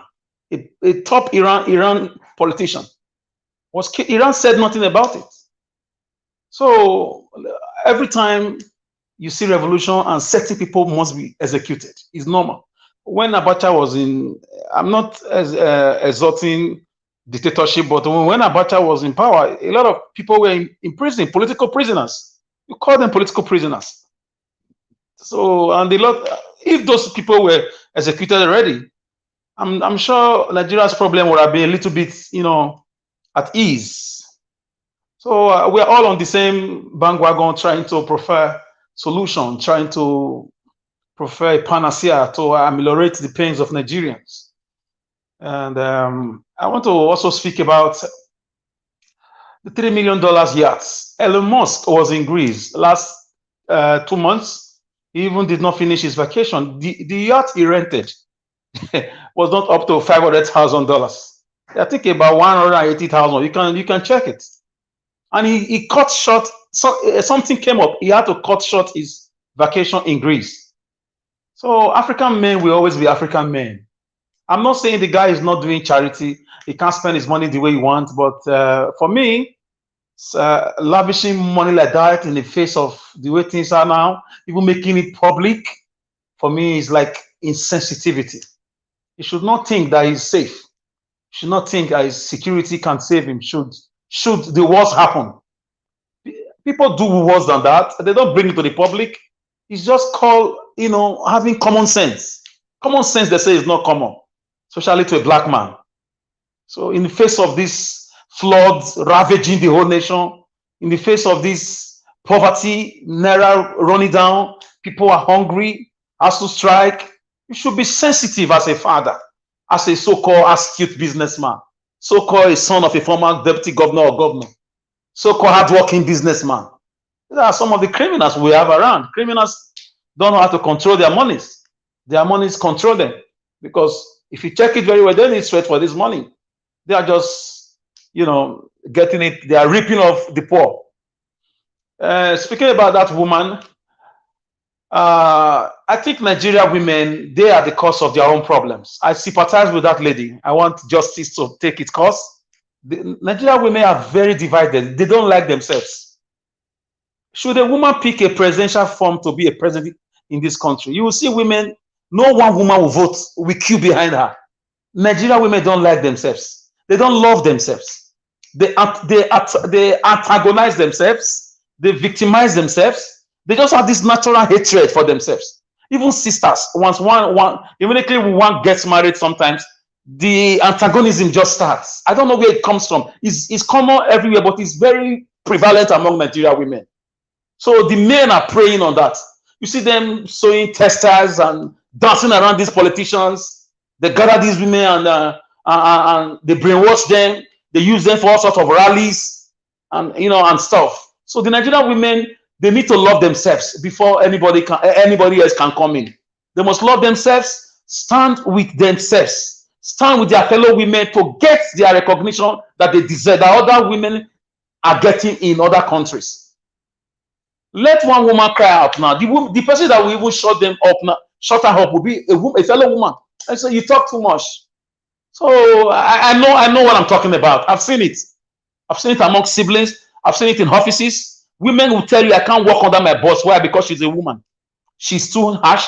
She's always harsh to me. I prefer to work under a man. A man understands more. I was happier when my boss was a man.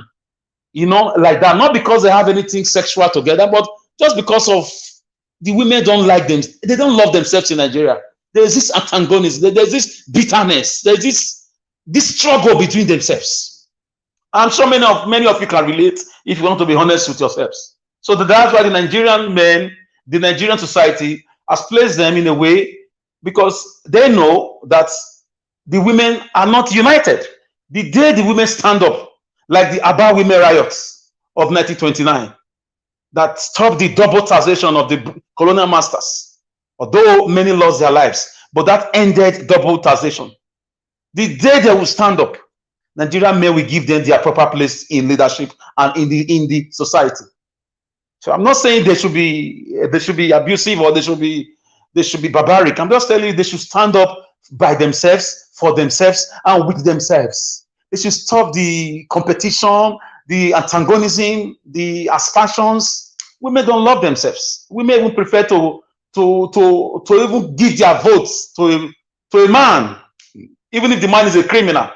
You see a woman campaigning for Ahmed Bola Tinubu, campaigning for Atiku. Women are women leaders. You know, they send women with money and rappers and brides and stuff. We know the country is hard. So I hope one day women will have their own ideology about the reality, about their place in society, and about their place in the parliament and in the leadership of this nation. They deserve to be treated better, but they have to treat themselves better first. They have to rise up above that antagonism they have them against themselves. I don't know if they met themselves before in the previous world. Even if they don't know themselves before, the way they will look at themselves, you see a man that has never met a man before. The fact that they came to watch a game together, you see them shaking hands. How far? Where are you from? But women to women is very difficult. It's very difficult in Nigeria. Maybe other places, yes, but it's very difficult. They hide themselves. They have this metaphysical antagonism. Sometimes it's physical. Sometimes it's just in the air. So until then, the Nigerian men will continue to marginalize them. We continue to abuse them because they know that nothing will happen. There's a fellow woman that will say, it's okay, what did he do that has never been done before? You see the words a fellow woman will use for a woman that has been abused. I don't believe we should be talking about the woman's husband. The guy who could be incapacitated. The guy could be on oxygen. The guy maybe is an agreement between her and her husband for her to make that video. So that's a private issue. If you want to stand up for the woman, stand up for her. Forget about her husband. When the time comes, the man will show up. You cannot tell the woman who went to drag her husband out, or she should go and use chain to drag her husband on the video. No. So if you are speaking for justice, speak for justice. For now, whether she's married or not is not really important at the moment. It will be later on. I hope she gets justice. I hope the women in Nigeria should stop dancing to the gallery of men, throwing money at them to make them women leaders, to confuse other women, instead of demanding for seats in parliament, demanding for seats in their various local government, in their House of Assembly members. A few women are there are few exceptions, but the numbers are not encouraging. That's my point. And about Ekweremadu, the news. I'm sorry, guys, I'm laughing. The news made my day. I wish he was with other politicians like Oshomole. He was with Bukola Saraki. He was with all of them. Let them just be accomplices and let them be in jail. I'm happy. Whether they are using it to track our country down, break our internal security system, those are gibberish. Those are brouhaha. Those are bugaboo that should be poo-pooed by every cosmopolitan Homo sapiens. For me, this whether it's politicians in Nigeria fighting the Ekweremadu or a British government fighting him, we don't care to know. Let them continue, fooling themselves like this. I'm very happy that is going to be there till next year, and his properties have been taken from him. They are all the same. Imagine this one he has 40 properties. Dino Melaye has 24 cars. That's, from what I know, 11 different models of Lamborghinis, 6 Ferraris, 3 G-Wagon. I don't know the others. There are other cars there, 24 put together. And he has houses in Dubai. He has in London. And I think he has somewhere in Paris. I don't know. Oshomole has a hotel in Paris through his young wife and other properties. This is what they do. And you come and tell me Nigeria is broke. You come and tell me Nigeria is broke. We are seeing hearing of Abacha loot. Abacha looted $5 billion and they've not returned $2 billion. So Ekweremadu, they're all, you can imagine, multiply this one times how many senators you have. The 40 properties now, that is the ones that they just chose to take. Not the monies in Swiss bank, not the monies in London banks, not the monies in Liechtenstein, not the money in American banks, not the money in Sweden. You know, so multiply these things into maybe 300 places, like senators and rep put together and governors, maybe 2,000 places. This is where Nigeria money is going. Looted monies, money made to fix road that took people's lives, money made to fix education that kept our young people out of school for the past 8 months, money made for agriculture that made food price to just go up beyond the reach of the common man. Money made to fix electricity. Articles money, oh my God. Obasanjo said the money Articles stole is enough to feed 300 people for 400 years. Even the so-called ex-president himself, Obasanjo, is busy striking peace deal in Ethiopia. His country is on fire. What a paradox. He's like a native doctor that knows how to solve other people's problem and he cannot solve his own problem. A country he was a head of state in the 70s. A country he was a president twice. From 1999 to 2007 or so. Guys, Nigeria is a very funny place. I hope Ekweremadu rot in jail. I hope in fact, he does not even come out. And they should add, let's suggest to the British government that he has friends like Oshomole, like Bukola Saraki, like ex-governors. Okorocha, where's Okorocha? I've not seen him. He has been hiding for a long time now. Let's just pack all of them. Let's the way you are calling the British people colonial masters. Yes, I call them colonial masters, but we have colonial thieves among us, colonial wicked men among us. Have you read the book Animal Farm? As a debate. Yes, listen, my dear brother. Animal Farm, they fought to chase away Mr. Jones. All of them fought, and even the fellow animals started enslaving their own fellow animals.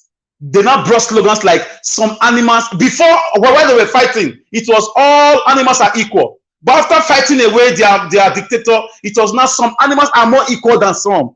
It's what your leaders are doing to you. I understand the British have their problems. We need to fight the eternal problem first before we send sound graduates, sound lawyers, sound people who are patriotic to discuss and we have to retable our staying together as a nation. We have to retable our unity as a nation, because what we have now is not a nation; it's just a business center. Imagine what the Ekweremadu have is what equivalent to what all of them has. All of them, if not times 5. They've not mentioned his monies now in dollars, in pounds, in euros, in other currencies of the world. They've not mentioned. Nigeria is such a blessed country. I was even praying for the so-called crude oil to dry up. The more I'm praying, the more they are discovering more and more oil wells. Looking at what Qatar and Dubai are doing with their oil, you'll be wondering if it is coconut oil we have in Nigeria or crude oil. Why are we lying to ourselves? Why are we blaming the citizens? Who will not be happy? Are you telling that man that his family member was killed along Abuja Kaduna train, that was kidnapped, that he should not be happy that Ekweremadu is in jail instead of fixing the problems of Nigeria with those monies? It's not all of them should be brought to justice. And I hope a leader with box is coming. Nigeria is just a civil war awaiting. I said it before. You can't continue like this. These guys are very lucky that our head is not like the so-called Italians or the Spaniards who cannot take trash from their leaders. Guys, what they are doing to Nigerians, they can't try it to other citizens, not even in Somalia. They can't try it. Nigerian young people are very, very enduring. They are very respectful. They've overpushed them. That's how they came out during the NSAS. If you want to know how good and how nice Nigerians are, look at them around the world. They are doing great things, amazing things, in spite of the wicked leadership that drove them into diaspora. So, guys, when somebody is a quiet person, the day the person will come for you, airport cannot save you then. Everywhere will be locked. You will be amazed at the so-called Amajiri will turn against their leaders on that very day. And that day is very close. The way they are treating Nigerians, we are not one at all. We need to renegotiate our staying together. Either we bring in Mr. Peter Obi to do the job of restructuring, or divide the damn nation, let everybody go their way. Otherwise, we'll be prepared for a very bloody civil war. It's going to come. It's not whether I say it or not. It's a natural law of life. When you push a goat to the wall, it will bite. Nigerians are already biting. That's why you see kidnappings everywhere. Not all kidnappers are Fulani herdsmen. Some of them are doing it out of business. They've caught kidnappers in the South.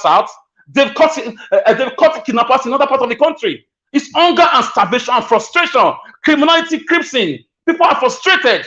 Not everybody has money to go to America to go and apply for visa. From the consulate. Not everybody that have that mindset. People want to stay in their country and survive. So Ekweremadu should be in jail, and they should bring more Ekweremadus. They're all in the Senate.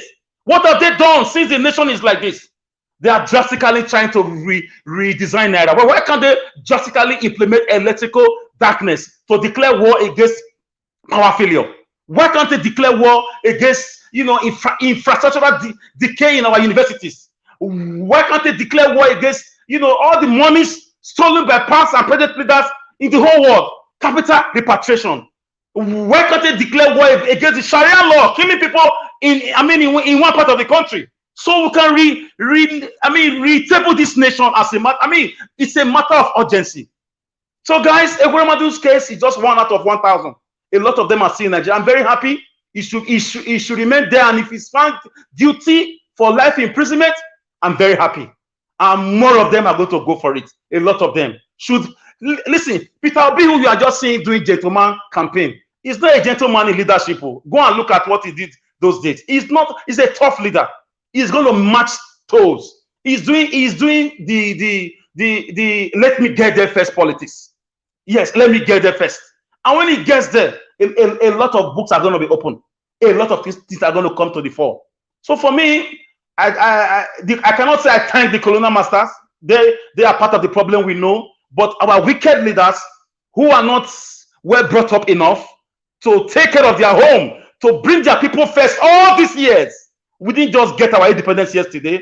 We didn't just start our democracy yesterday. 1999 to now, children born then are now adults. They're asking questions. That's why you see vices everywhere. You see criminality everywhere. It's only Peter Obi that's holding this nation together now.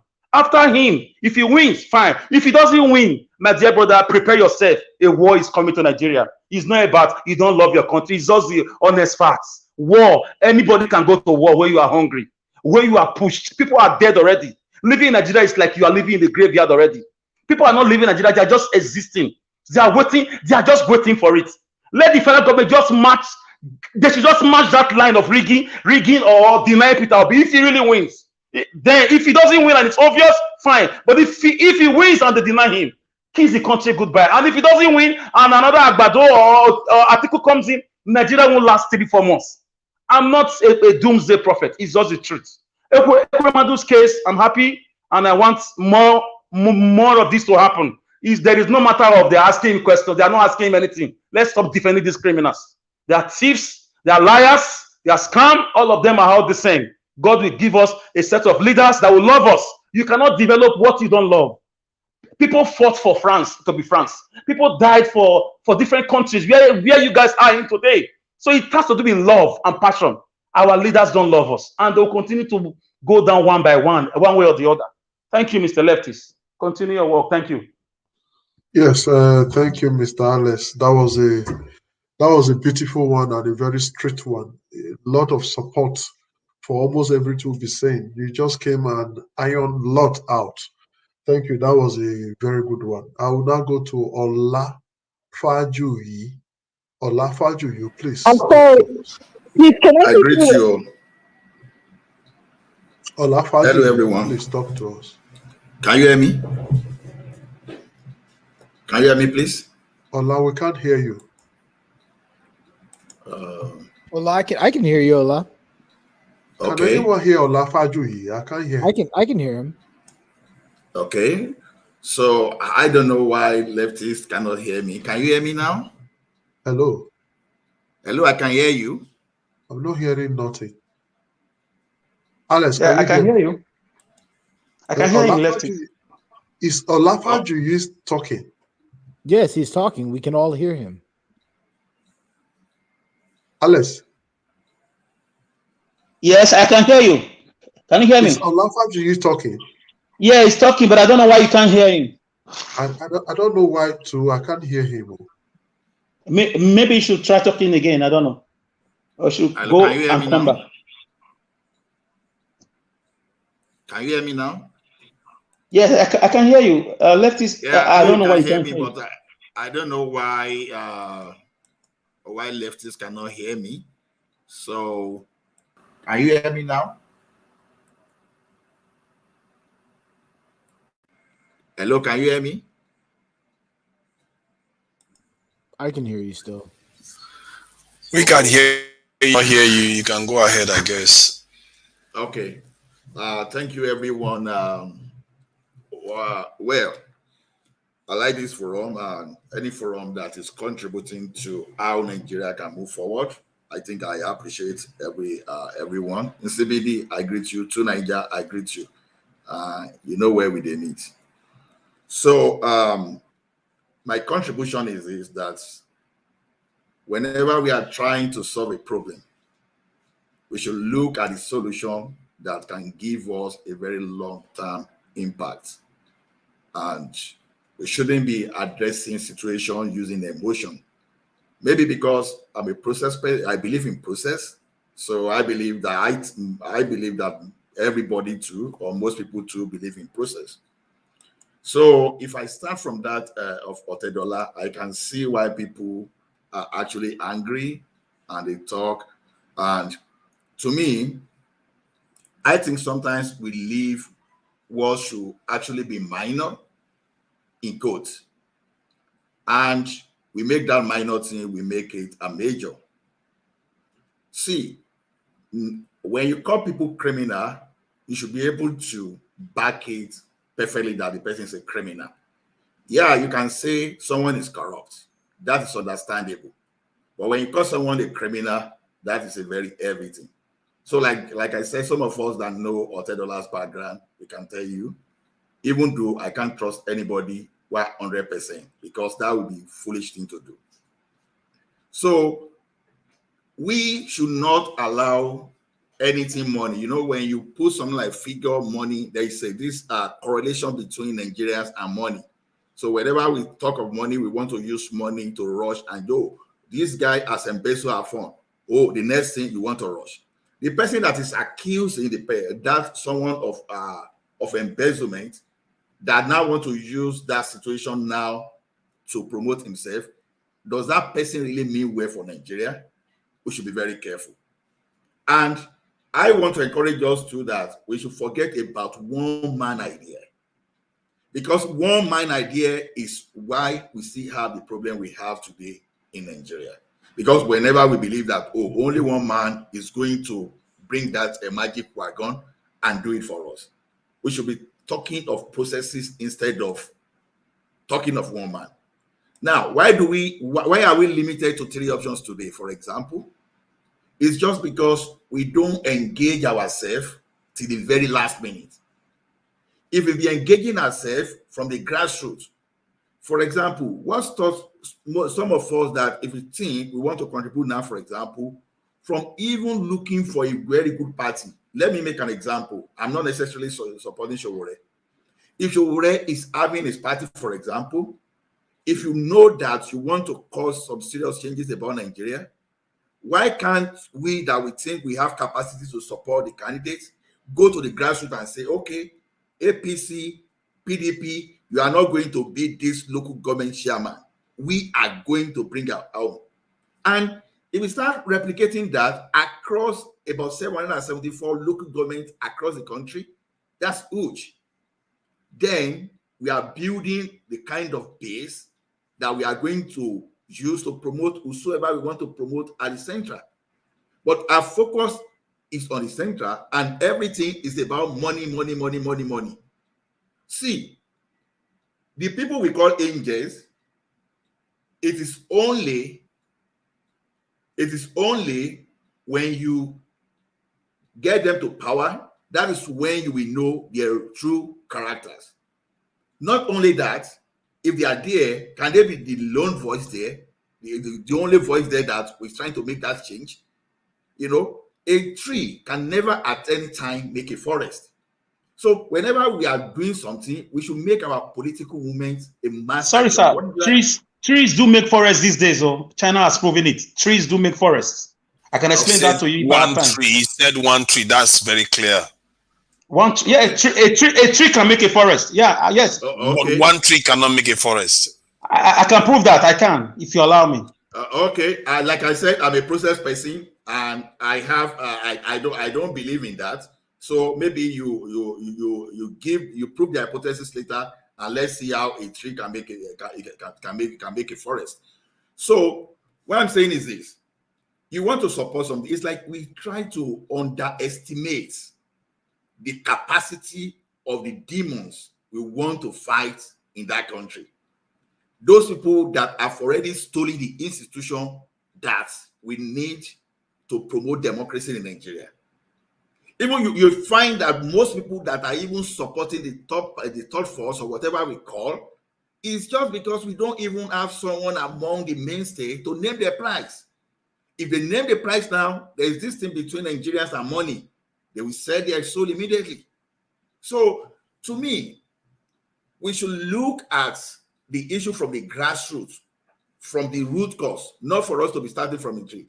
For example, what is so interesting about Abuja that, oh, this guy is about, I want to become president, I want to become president. You are forgetting that services too, you can deliver at the state level.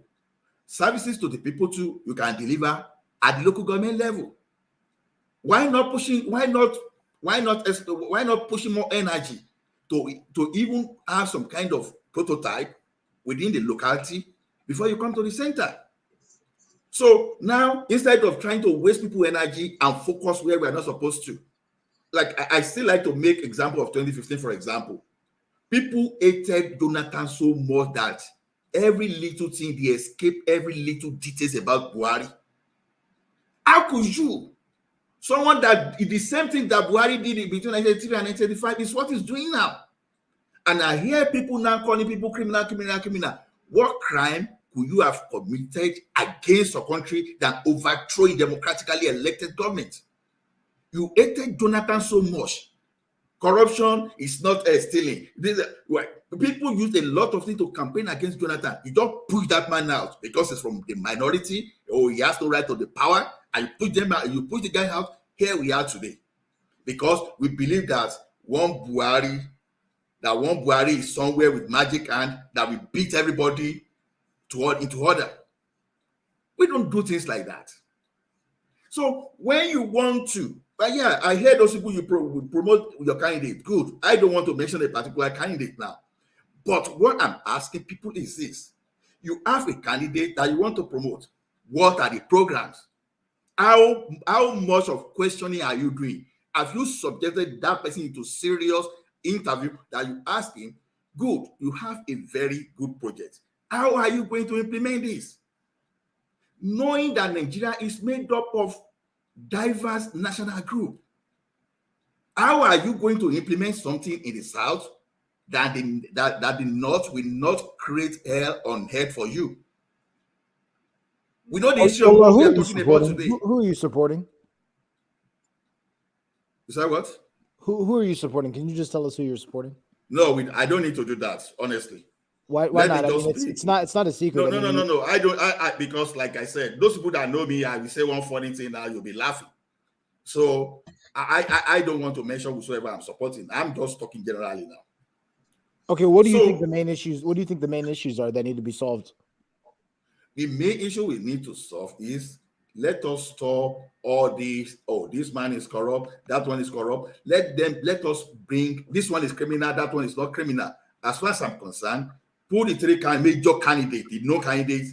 I can tell you, if you want to follow our law to the letter, all of them should be in jail. None of them should be walking on the street, no matter the law you want to. Especially Ahmed Bola Tinubu and the other one, Atiku, especially. Including Peter Obi, if you want to hear that. Including Peter Obi. Why did you start with the two of them? I will ask you a question. I will tell you something, bro. Now, this is a Pandora paper. All of a sudden, you didn't know that you were supposed to say something. You lie under the oath. You perjure, and you are telling me that someone is a slave. No, that's what I'm saying. Don't go there. Why is Tinubu not granting Arise TV channel's interview? Why is Tinubu not granting interview, live interview, an article? Why? Why? That's what. They are not bigger than the country because they can't defend themselves. Lie under the oath was Obi, my brother. Why has Tinubu not granted live interview? Tinubu is the number one criminal in Lagos. Because it's okay. A criminal, although I'm not hearing him from this platform. Criminal than criminal B, so I try to listen to him from another source where I can. It's a delaying source thereby, but I can hear him talk. He's just talking generally. He's not following the topic of today. He's just talking generally that we should not be calling certain people criminal. We can say they're embezzled. That's a nomenclature, it's a nomenclature thing. It's not about Alice, hold on.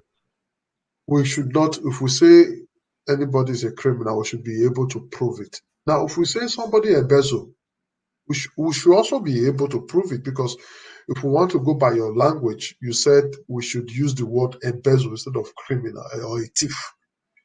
Oga, why you want to use English? Confuse us for here.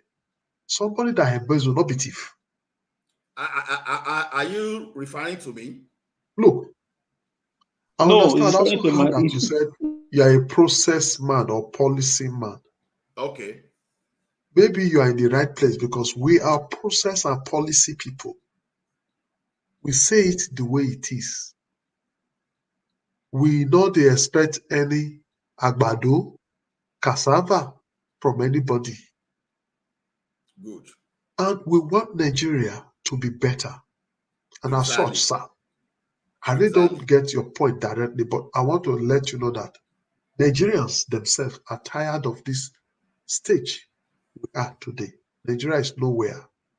Nigeria is completely finished, or finished completely, or completely finished. Our oil is being stolen by the same people some of us claim to know their background. Rich people. Somebody insulted me here that I will remain poor, since I don't like, it's like I hate people that are rich. No, I'm not even a poor man. Poverty is in the mind, your mindset. Your 1 million or your 1 billion is equal. My 1 kobo is equal to it. Let me put it straight so that you understand the context of life. It's not about the huge money you have when you are not even safe. You look for prophet today. Tomorrow you go to native doctor. The other day you are looking for how to buy lives, because you've taken a lot from people legally and illegally. They are haunting you. You are not looking for a way to live long. If you don't know the secret, I will tell you. If you think I'm a poor man, I'm richer than even all of them. It's a mindset thing. If you think you can steal from people and collect from people illegally and come and flaunt and say you are a big man, you are living in, you are just living in dreams. Because you know what? I want to tell you something you don't know. Go to the mortuary and see how even the poor, the rich, they are naked there.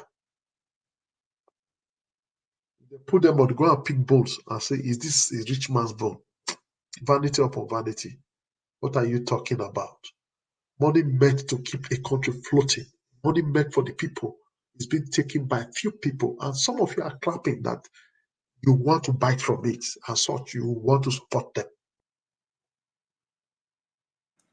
It's a pity that some of us believe in this money too much that we are missing it.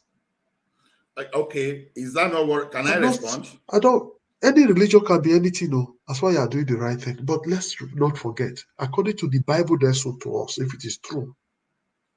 When Nicodemus came to Jesus by night, he said, "Go and give it back. All these things, give it back to the people.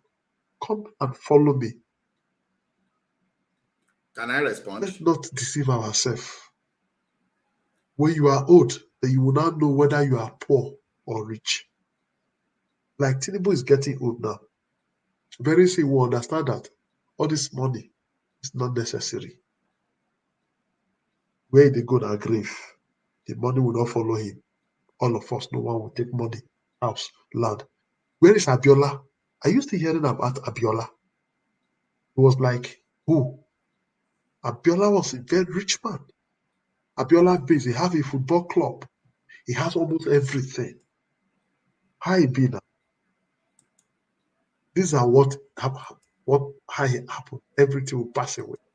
Very soon, the family will start selling. They cannot maintain. They will sell for money. They want to live a standard. While living a life that you will not have peace. I heard the man mentioning even including Peter Obi. And you know very well that we are supporting Peter Obi here. It's a pity I cannot hear you directly here because the source I'm listening for, I put it off. Obi is not as rich as any of them. Probably, you cannot compare Peter Obi's money to Atiku.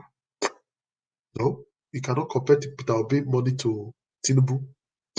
No, you cannot compare Peter Obi's money to almost all of them. But you see the way Peter Obi is living his life. When you see him move with one bag, traveling, not entourage, simple and humble, this is the kind of man we want. A man that does not want to steal your life since he left Anambra as a governor. Go and check and verify. Did you see him collect any property belonging to Anambra State like Tinubu did? I will mention them now. No, Peter Obi did not do that. Before Tinubu left, bring bogus salary, pension. Do you know anything like politicians going on pension for just political office that you are voted in to represent? You now want to be taking pension. Your papa worked for 30 years, 45 years, is getting peanuts, managing. You that is being voted in, you want to finish the whole money. Tinubu was the one that introduced bogus salary. Go and verify. And he has taken a lot from Lagos State government through bogus salary. Just property in Abuja and everywhere. Where is he taking all this? You want me to provoke that kind of man as president? They have finished wreck Lagos. Do you know Lagos is one of the highest debtor states in Nigeria? And the money is with Tinubu. Yes, Lagos is one of the. Go and find out. Go and verify. In debt. And a man is raking in the money into his pocket. And you want that man to come and rule me as a president? I'm sorry. Tinubu cannot be my president. Atiku cannot be my president. These are criminals. I will call them openly criminal thieves. It shows during the primary how they were sharing dollars to buy people. Is it normal? And yet you want to follow them? I call them, you want to be, these people can be your president. People have wrecked you. Atiku said when he becomes president, he's going to give if NNPC out as a private sector or whatever, invest. That is, you want to sell more. Abi, OBJ story is wrong. OBJ wrote a book for Atiku. Maybe you should write one for Tinubu too. So, my dear, we are here to solve for good governance. I'm not here to collect money from anybody. I'm not here for anybody to come and look for me because if you give me, I will not take. Try me. I'm not interested. I will not. I'm sorry. I'm not looking for fame. I'm not looking for your money. I'm very much okay with my one couple. Well satisfied. I think he has something. I can walk in the street of Lagos anywhere. Nobody will say, hey, oh, that man, he stole from me. Hey, that man was the man who gave contract and ran away. Hey, And even if you give me, it will be open. Everybody will know how you work out. You can't hold me responsible. That is the president we want. And that is the life I live. So for those saying poverty, rich man, the richness now put you for where they to the greediness. You want to collect from people. You want to be on top of the world. At the end, nothing. You will not have peace. At the end, your family will not have peace. Give yourself bad name, give your family bad name. You think you want to bam bam. I'm sorry. On this note, we'll be rounding up. You say Peter did not hear you directly, but you didn't allow me to speak though. I hope you will come again to engage us some other time. But right now, Leftis, I'm not sure if you can hear him. He wants to respond to what you're saying. Quickly thank everybody that have come to this program to talk to us today. You didn't allow me to speak, so I don't know. Yes, I started very well with Edo Light Watch. I don't think he's hearing us. I can hear you, but I'll come back to you. Hold on.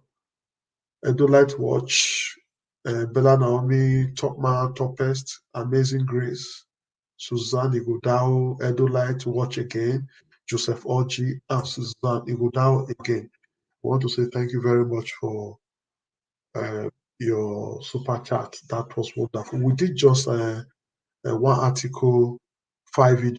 That was to support the topic of today. And so far, we had a lot of people on the comment section, like John T. Chooks came, but called in. He couldn't speak. Madam Rita, Moyes Connor, Harry Gabriel, CBD, Silvanos. AE came, but he left.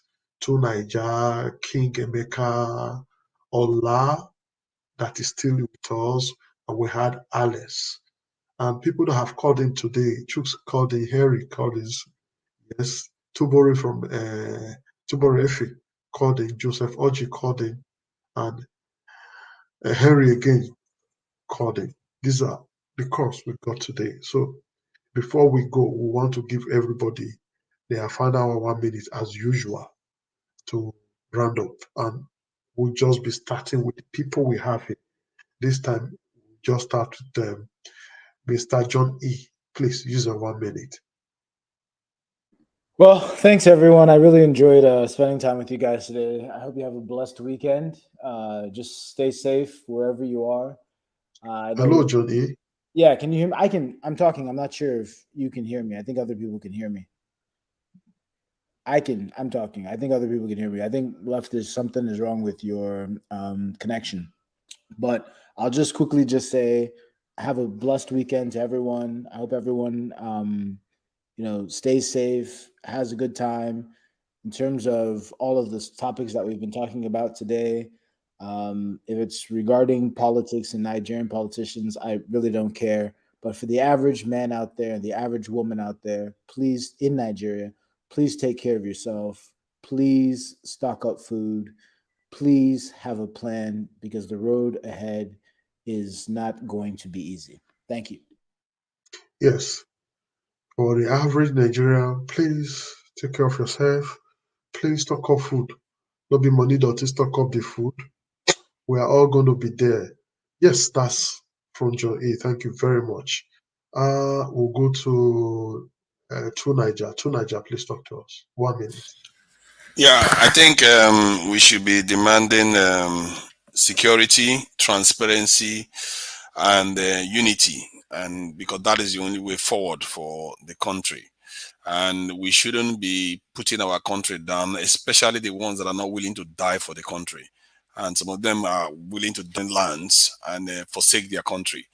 That is something I don't subscribe to, and neither should any self-respecting individual subscribe to that. For better or for worse, this is our country, and other countries have gone through the same thing, and sometimes worse. These are some of the most powerful countries in the world today. We shouldn't become too into our feelings. We have to do the job, the hard job. Somebody will have to do it. We are going to become a slave race. If that's what you want to settle for, I'm not in that club. Some people could sit here, call for another woman's husband masters. We shouldn't be doing that. we are a people, an ancient people that should be able to be proud of their heritage instead of acting as if we are now a slave race. This is something that needs to stop. And we can't, as a matter of fact, at this rate, the ones that don't believe in this type of mindset evade themselves because they are the future of this country. The ones that think that we are slaves and other people are masters and going to go and die for other people, let them leave. Now I see why the Chairman Mao, Stalin, and all these revolutions get rid of a lot of people, killing professors and killing everything, because they see that there are people in that nation that will never let that nation move on because their mentality is hacked in the past, stuck in the past. They cannot see themselves as a grown people that's meant to their own societies. I was debating somebody here telling a woman to defend themselves, that our women should go and defend themselves. What kind of man does that? That is your primary duty to do. When we say men should call other men out, we are not saying that, oh, you should drag the husband out. Other men should be calling that police officer out and saying all this nonsense you are doing. And this is a culture that has resulted in this. It's not only because the police officer did it. This is something men do everywhere. They abuse other people's wives, abuse other people's sisters everywhere in the country, and we think it's acceptable because, oh no, it's a man's culture. No, it's a culture of decay. That is not a culture that sets standards. If you want to build a solid culture, you have to have rules. There's a reason why our forefathers had these rules. Right now, the whole rules are falling apart. We are talking about side chicks and all this nonsense when we should be protecting what needs to be protected. Thank you. Yes. Thank you to Niger. Leftist, really quickly. Listen, again, women, if your man cannot protect you, if the men in your society cannot protect you, if the men in your society cannot develop hospitals for you to give birth in, yet they want to impregnate you, if the men in the society demean you and tell you that the only place for you is in the kitchen, if the men in the society cannot protect you, yes, women, protect yourself. Call them out. Don't say women cannot protect themselves. You know they cannot protect themselves from men. Call them out. To Niger, please, women are not weak. Women are not weak at all. John E, is okay. We are rounding up. I don't want us to start another debate. You see, but he was able to jump in. You see how he's able to jump in, but I'm not able to. It's okay. You are the one that just spoke. He jumped in and I said it's just okay. You finished talking. I don't know why we like to drag issues like women. We are men. You have given you even spoke more than 1 minute. You see, I did not stop you. True, it's a debate. Yes, I allowed you to finish your 1 minute. I did not, even when you passed, I allow you to finish because I want you to finish. So if somebody else now jump in and I said it's okay, and you wanted to thank you for giving me the time anyway. Thank you for giving me the time. So once we finish, somebody else jumped in and you don't need to because it would be like we are starting all over. That's why I said it's okay for both. This is what we'll be talking about since, and now we are rounding up. We don't need to start it all over again. Thank you very much. ECBD, please talk to us. Yes, thank you so much, leftist and the panelists, everyone. To Niger,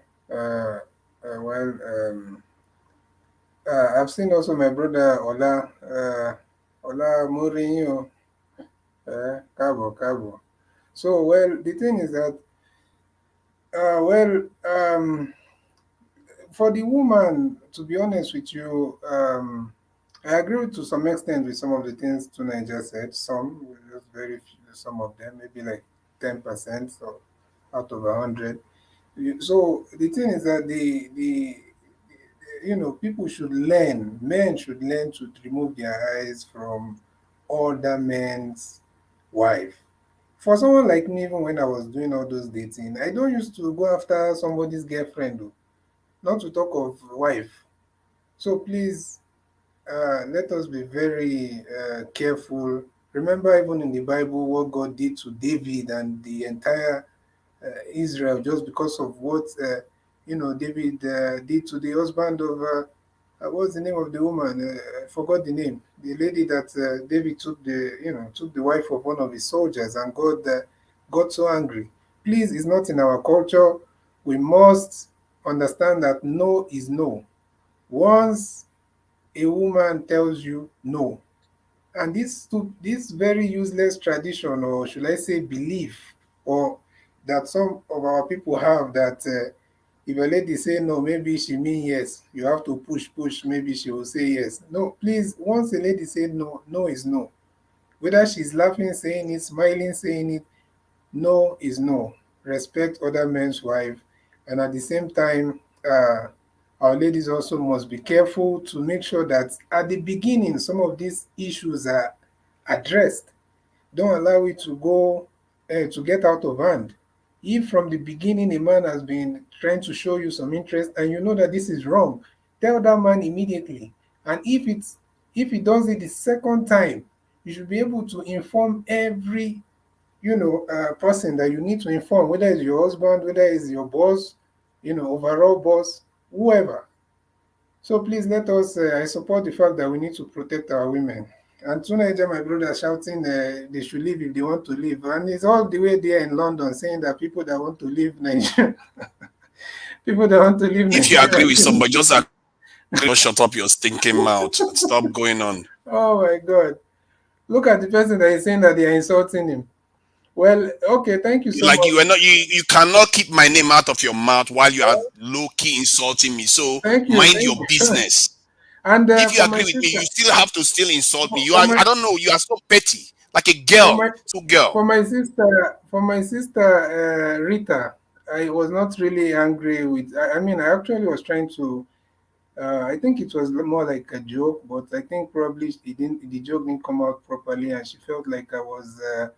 I meant she was kind of, making me not to express myself. No, it was just more like a joke, like, let me not offend Rita, because I saw how passionate she was trying to correct. And I agree with her totally, to be honest. So it's not it's like all right. ECBD, thank you very much. We understand that. Even when she came up to say, why would you use such statement? I also understood she misunderstood you and you saw her passion and it was more like a joke, to regard her, not like I was fortunately I don't have it's the okay. time. It's okay, sir. Thank you very much, CBD. Ola get my stinking name off your stinking mouth. Ola to Nigeria, that is not acceptable. You shouldn't be calling me now. You shouldn't be calling me. Tell me not to be referring to me. That is not acceptable, please. If you do that again, please, I might not welcome you in my program. No. That is too direct, and that was an insult to the channel. Stinking names. The man is laughing and talking to you, whatever. You can also talk to him like a man, not using such harsh languages, which we don't welcome here. Please, don't do that again, please. And otherwise, I would prefer you apologize, because that is too direct. I will not allow anybody to insult anybody here. We can argue, we can say whatever we want, but direct insult is prohibited. To Niger, that's okay. For breaking the house rules, I apologize for that. But he should stop using my name. You allow people to bend the rules to suit them, and when I try to retaliate, you say suddenly I've broken the rules. They call me like that I'm patronizing to Ekweremadu, that I'm supporting Ekweremadu and all the rest of it. But it's okay. But when I say my own, to Niger, okay, maybe I am the one patronizing Ekweremadu. That is not an insult. It's not. It's just not. It's like to show that maybe you are supporting him. It's not an insult. What I mean, that is a language. You can also reply with a language, not insult. You know, one thing, I will apologize to Tunaja. Tunaja, I'm actually going to apologize to you because I realize you're getting agitated. You know, a lot of times when I say something, and this is directed specifically to you, a lot of times when I hear you say something and I don't agree with it, you know, I may come back and say something, and I realize I also interrupt you. I actually want to apologize to you because even though we don't agree on a lot of things, I would hate for you to be agitated to the point where you feel like you have to insult other people. Like it feels like you're getting upset, bro. And I'm getting upset that I'm not going to be coming to this show anymore because this is the pattern I see here. That's why I want to apologize. I'm not going to be coming here anymore. If this is how it's going to be, I'm going to be treated here. They can insult me constantly, interrupt me, but when I want to interrupt, he shuts me down constantly. Yeah, I know what you mean, man. It's okay. Don't get too frustrated. We definitely We definitely have our differences, but so Nigeria, you are adding you're acting too sentiment. What will I call it now? You're adding too much sentiment to it, and that attack on me is unfair. It's very, very unfair. Though I'm not worried if you attack me to say I shut you down. That's why I'm here, to shut people down when they are going overboard. Whether you or anybody, I shut people down when they are going overboard. So, Ola Faju, please talk to us. Let me see if I can hear you directly now. If I can't hear you, I listen to other source. Okay, can you hear me now? Okay. Okay, let me just say. I can't hear you directly here, but I'm listening. Okay. I greet everyone. CBD, I hear. To Niger, I hear you. Johnny, I greet everyone. Alex, and everyone.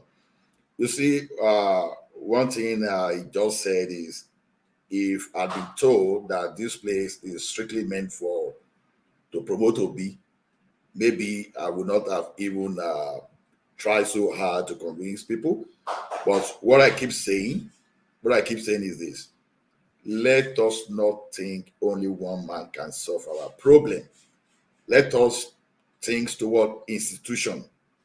Because when you bring a man today, for example, whosoever you bring, the person will not be there tomorrow. If another person that comes tomorrow have another idea, whatever you gain today is gone. The same way you can say what you gained under Obasanjo today, we've lost everything. What Buhari brought to us between 1983 and 1985, he has even brought the worst to us now, because that thing hit me seriously. I felt Buhari impact between 1983 and 1985. So that was why I stood against him the same way I'm trying to advise people on process now, that don't just push Jonathan away without thinking about the replacement.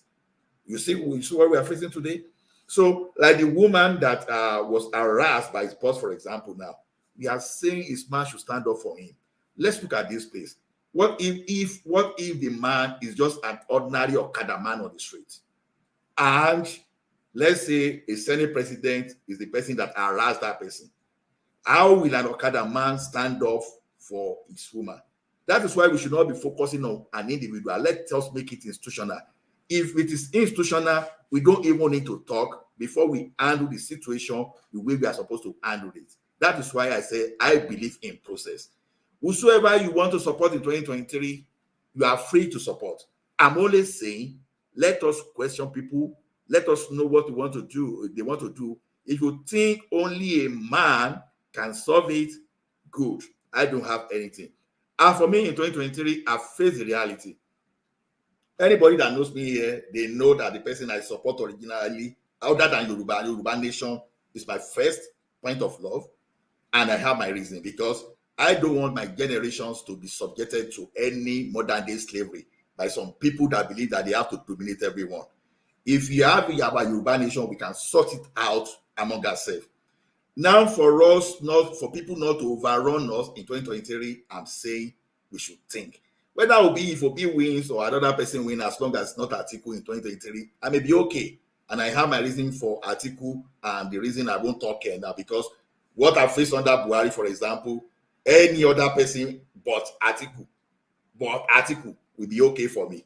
At least for me to have time to perfect my Yoruba Nation or whatever I support. So that's just my own main reason of saying this.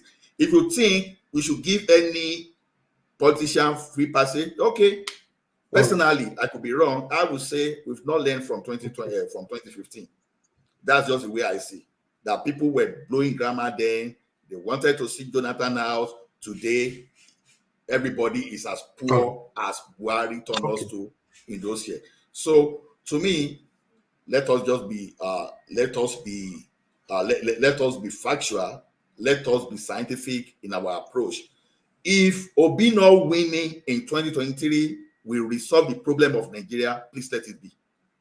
If that is if Obi not winning 2023 will be the reason we are going to discuss and we iron out our differences and move forward as a nation or as a country, if you want it that way, please let it be. What I will not do is this: I will not just come out and say my criminal is better than yours. Even if you've stolen a pencil, as long as the definition is stealing and you can prove that in the court of law, I don't care if someone even stole $1 trillion. Because someone that stole pencil yesterday, they still steal trillion tomorrow. So the trait is there. It's just like a partridge. Nobody teaches partridge offspring how to steal in the farm. So once the trait is there, it doesn't matter if you are stealing only water today, you can steal crude oil tomorrow. So that's just the way I see it. Let's stop this idea of my team is better than yours. Let us talk of what they can bring to the table. Other than that, leftists, I appreciate your forum. I learned about it today. That is why I'm here. So, and I think you are doing a good job. But please, listen to what Tunai just said. Sometimes we have to, because what Tunai is saying now is just the typical of thing that happens in Nigeria. Like Tunai was saying, I actually felt his frustration. But Tunai, my advice is this: please focus on the change you want to see in our community. Don't be frustrated. Don't let anyone frustrate you out of voicing out your concern. That's the only thing I will say. Thank you, everyone, and see you later.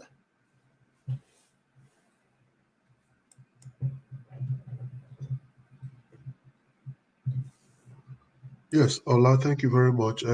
If you have the right to your opinion, you have the right to support whoever you want to support.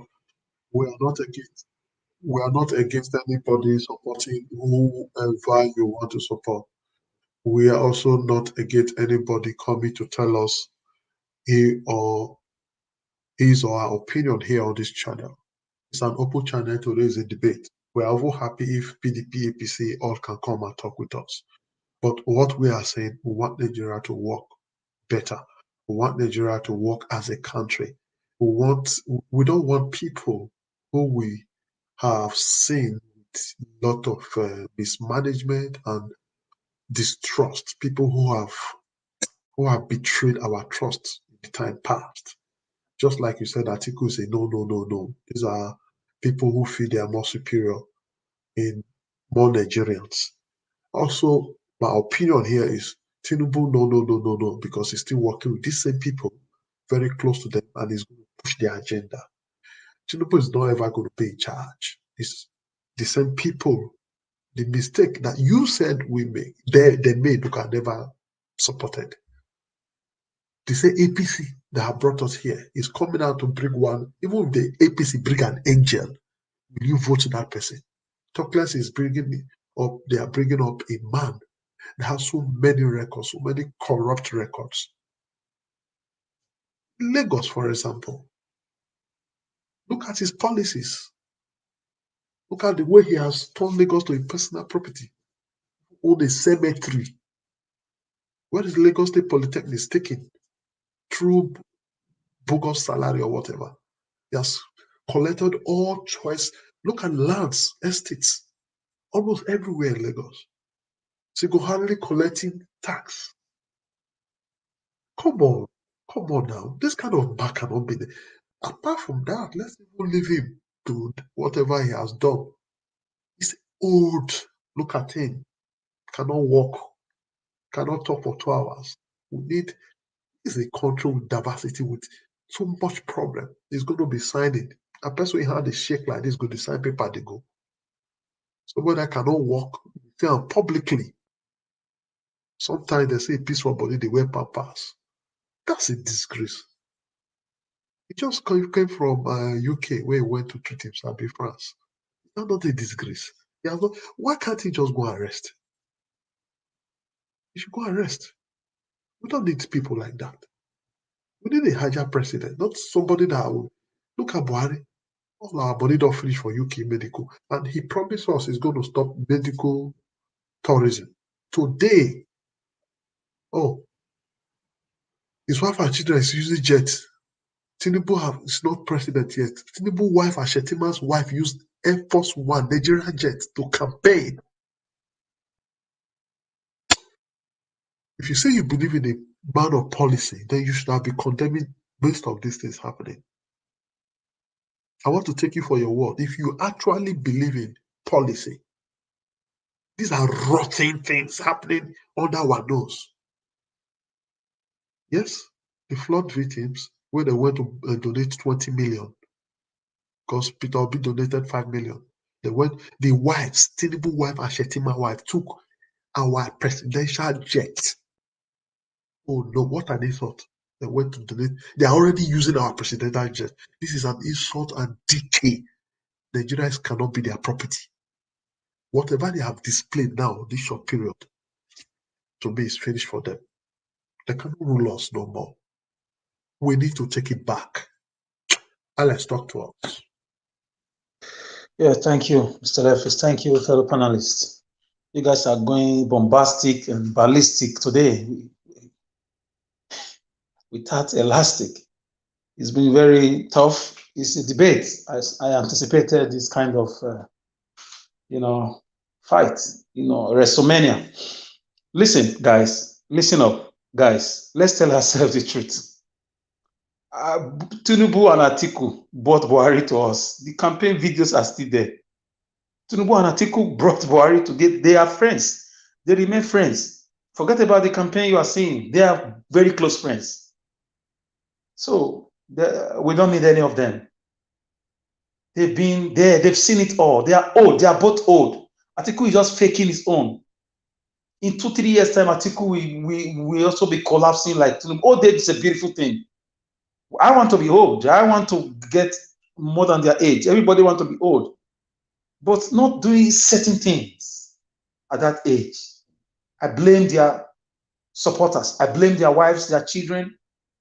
I blame their, advisors. At that age, you may argue about Joe Biden. Joe Biden is an American citizen. They have Joe Biden did not come to Nigeria for medical tourism. Joe Biden treats himself in America. Even as beautiful as England, Joe Biden cannot go to England to go and take medical treatment. I've never seen any American president going to England to take treatment. So I don't understand. You claim you're a billionaire. You cannot boast of one world-class hospital in the whole Lagos for yourself. You're always going to France and Turkey. I don't understand. This is a paradox. I'm just trying to make common sense. How can you be a billionaire? You own almost the whole Lagos. You've done where you developed Lagos. How can you develop a place without a world-class hospital that can last 20 years? I don't get it. Can somebody help me explain that? Women still give birth in leaking roof clinics all around the country, even in Lagos. That fact alone is enough to disqualify Ahmed Bola Tinubu and Atiku. Because Atiku also is a political tourist. Very soon he goes to Dubai, he goes to Cameroon. I don't know which. Okay, do we not have strangers who are trying to be our president? Guys, this is my warning. This is what I have always seen in different. I've read about it.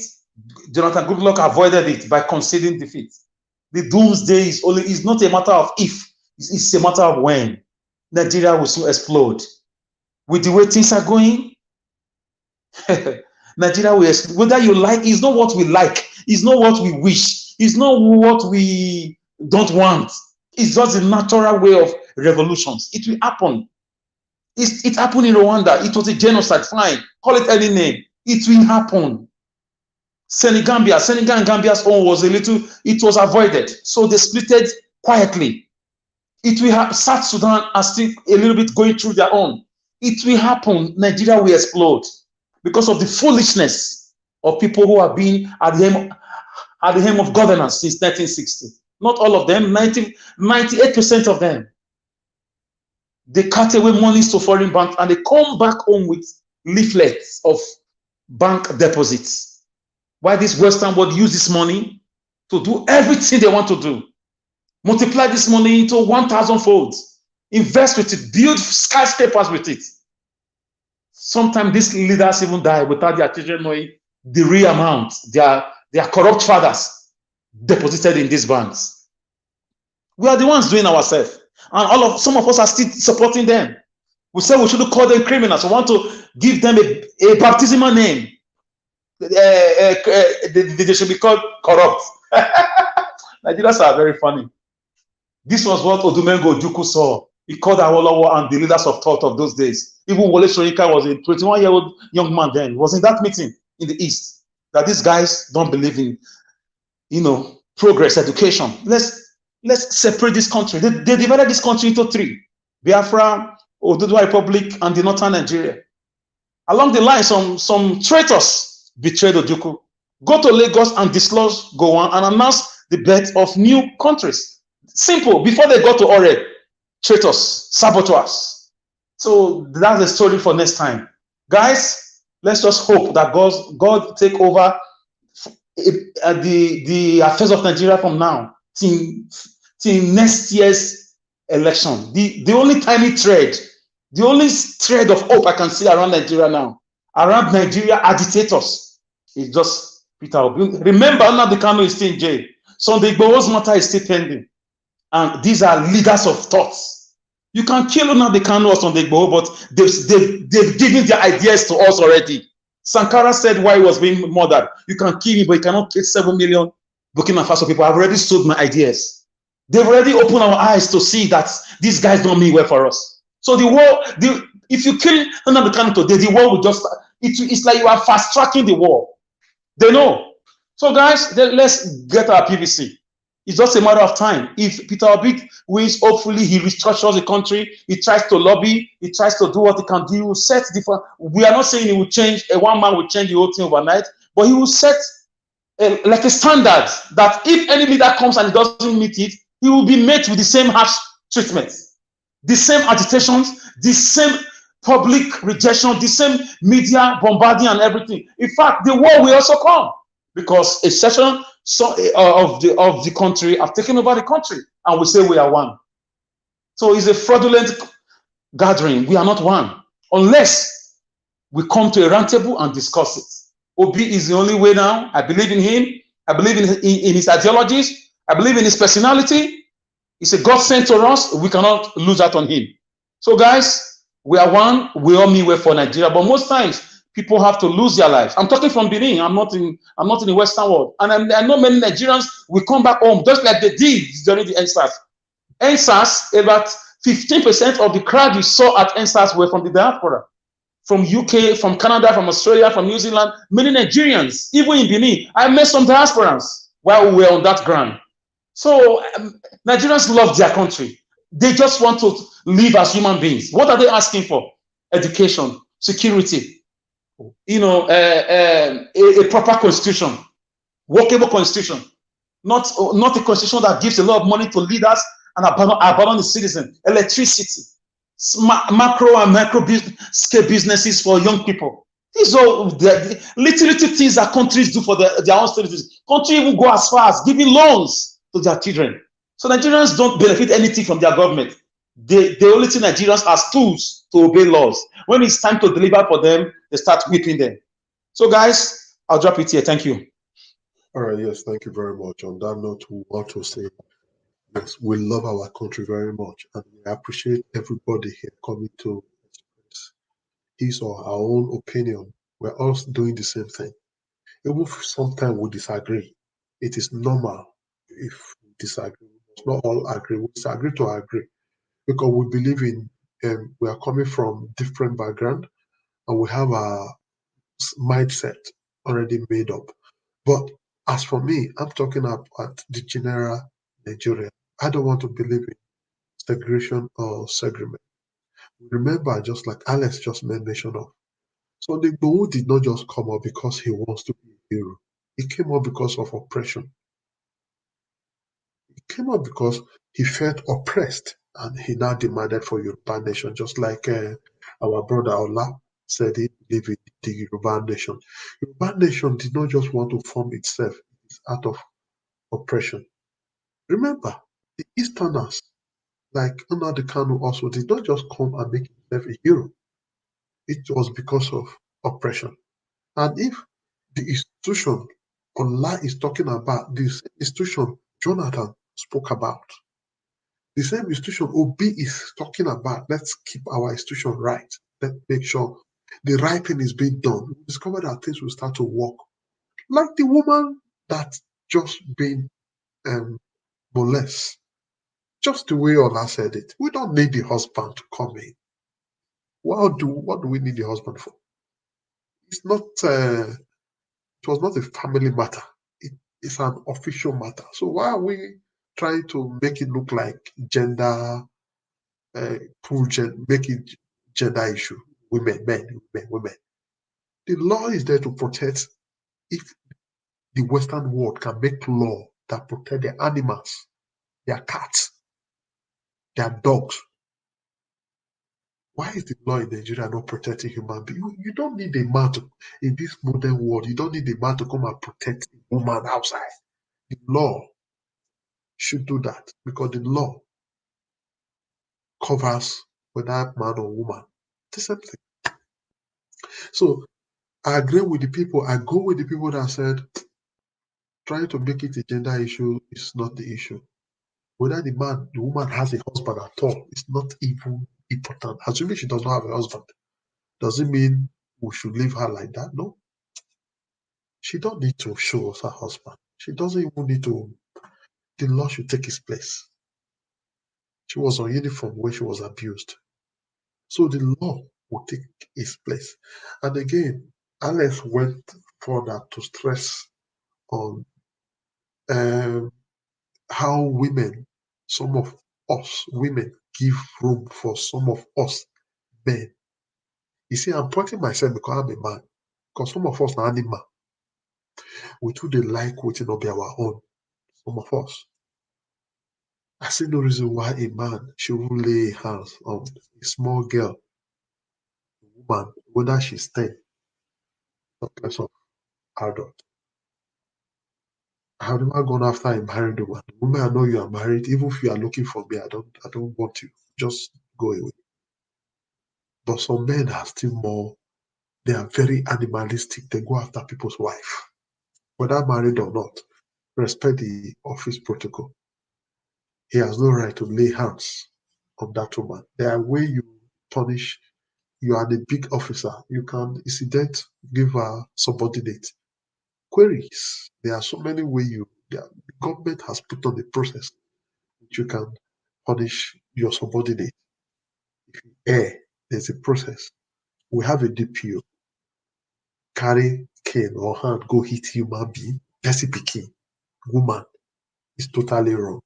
On this note, assuming I be the husband, as that Ola talk, maybe now Okada man, you see, make I go put myself for this matter, go expose my inefficiency, say I don't strong, I don't get money.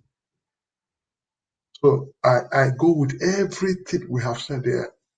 We are all correct. That's just the truth. Because we are talking from different angle and because we want the country to be better. So tomorrow is Saturday. We're going to be having a random broadcast. Please join us. Sunday again, I'm going to be here, 6 o'clock Nigeria time. Please join us. Of course, every Monday we have newspaper review to Friday at 10 o'clock, handled by him.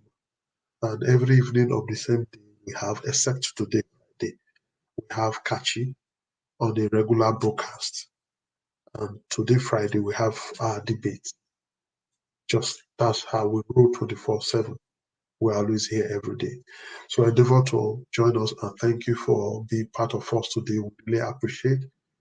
Thank you all for those listening to us. So on this note, we want to round it up by saying bye-bye. See you tomorrow.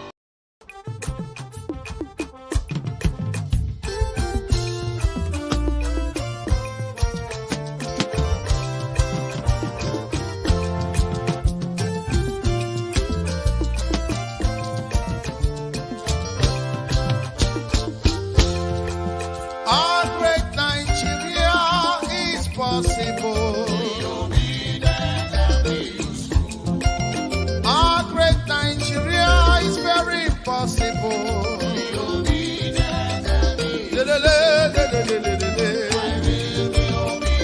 And useful.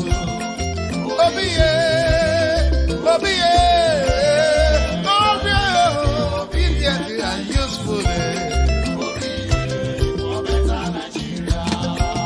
Our great Nigeria is possible.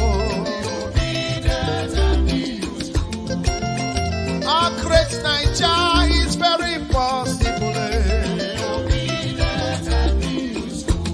For better infrastructure, for better life, yeah, my people. For better roads, yeah, for better hospitals and health, yeah. For light today, for everything to work for us, for Nigeria.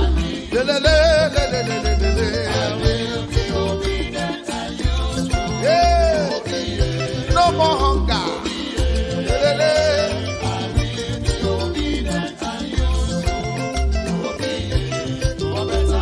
Obi for better Nigeria. Obedient and useful. Obi, Obi, obedient and useful. Obi, oh yeah, Obi, get it.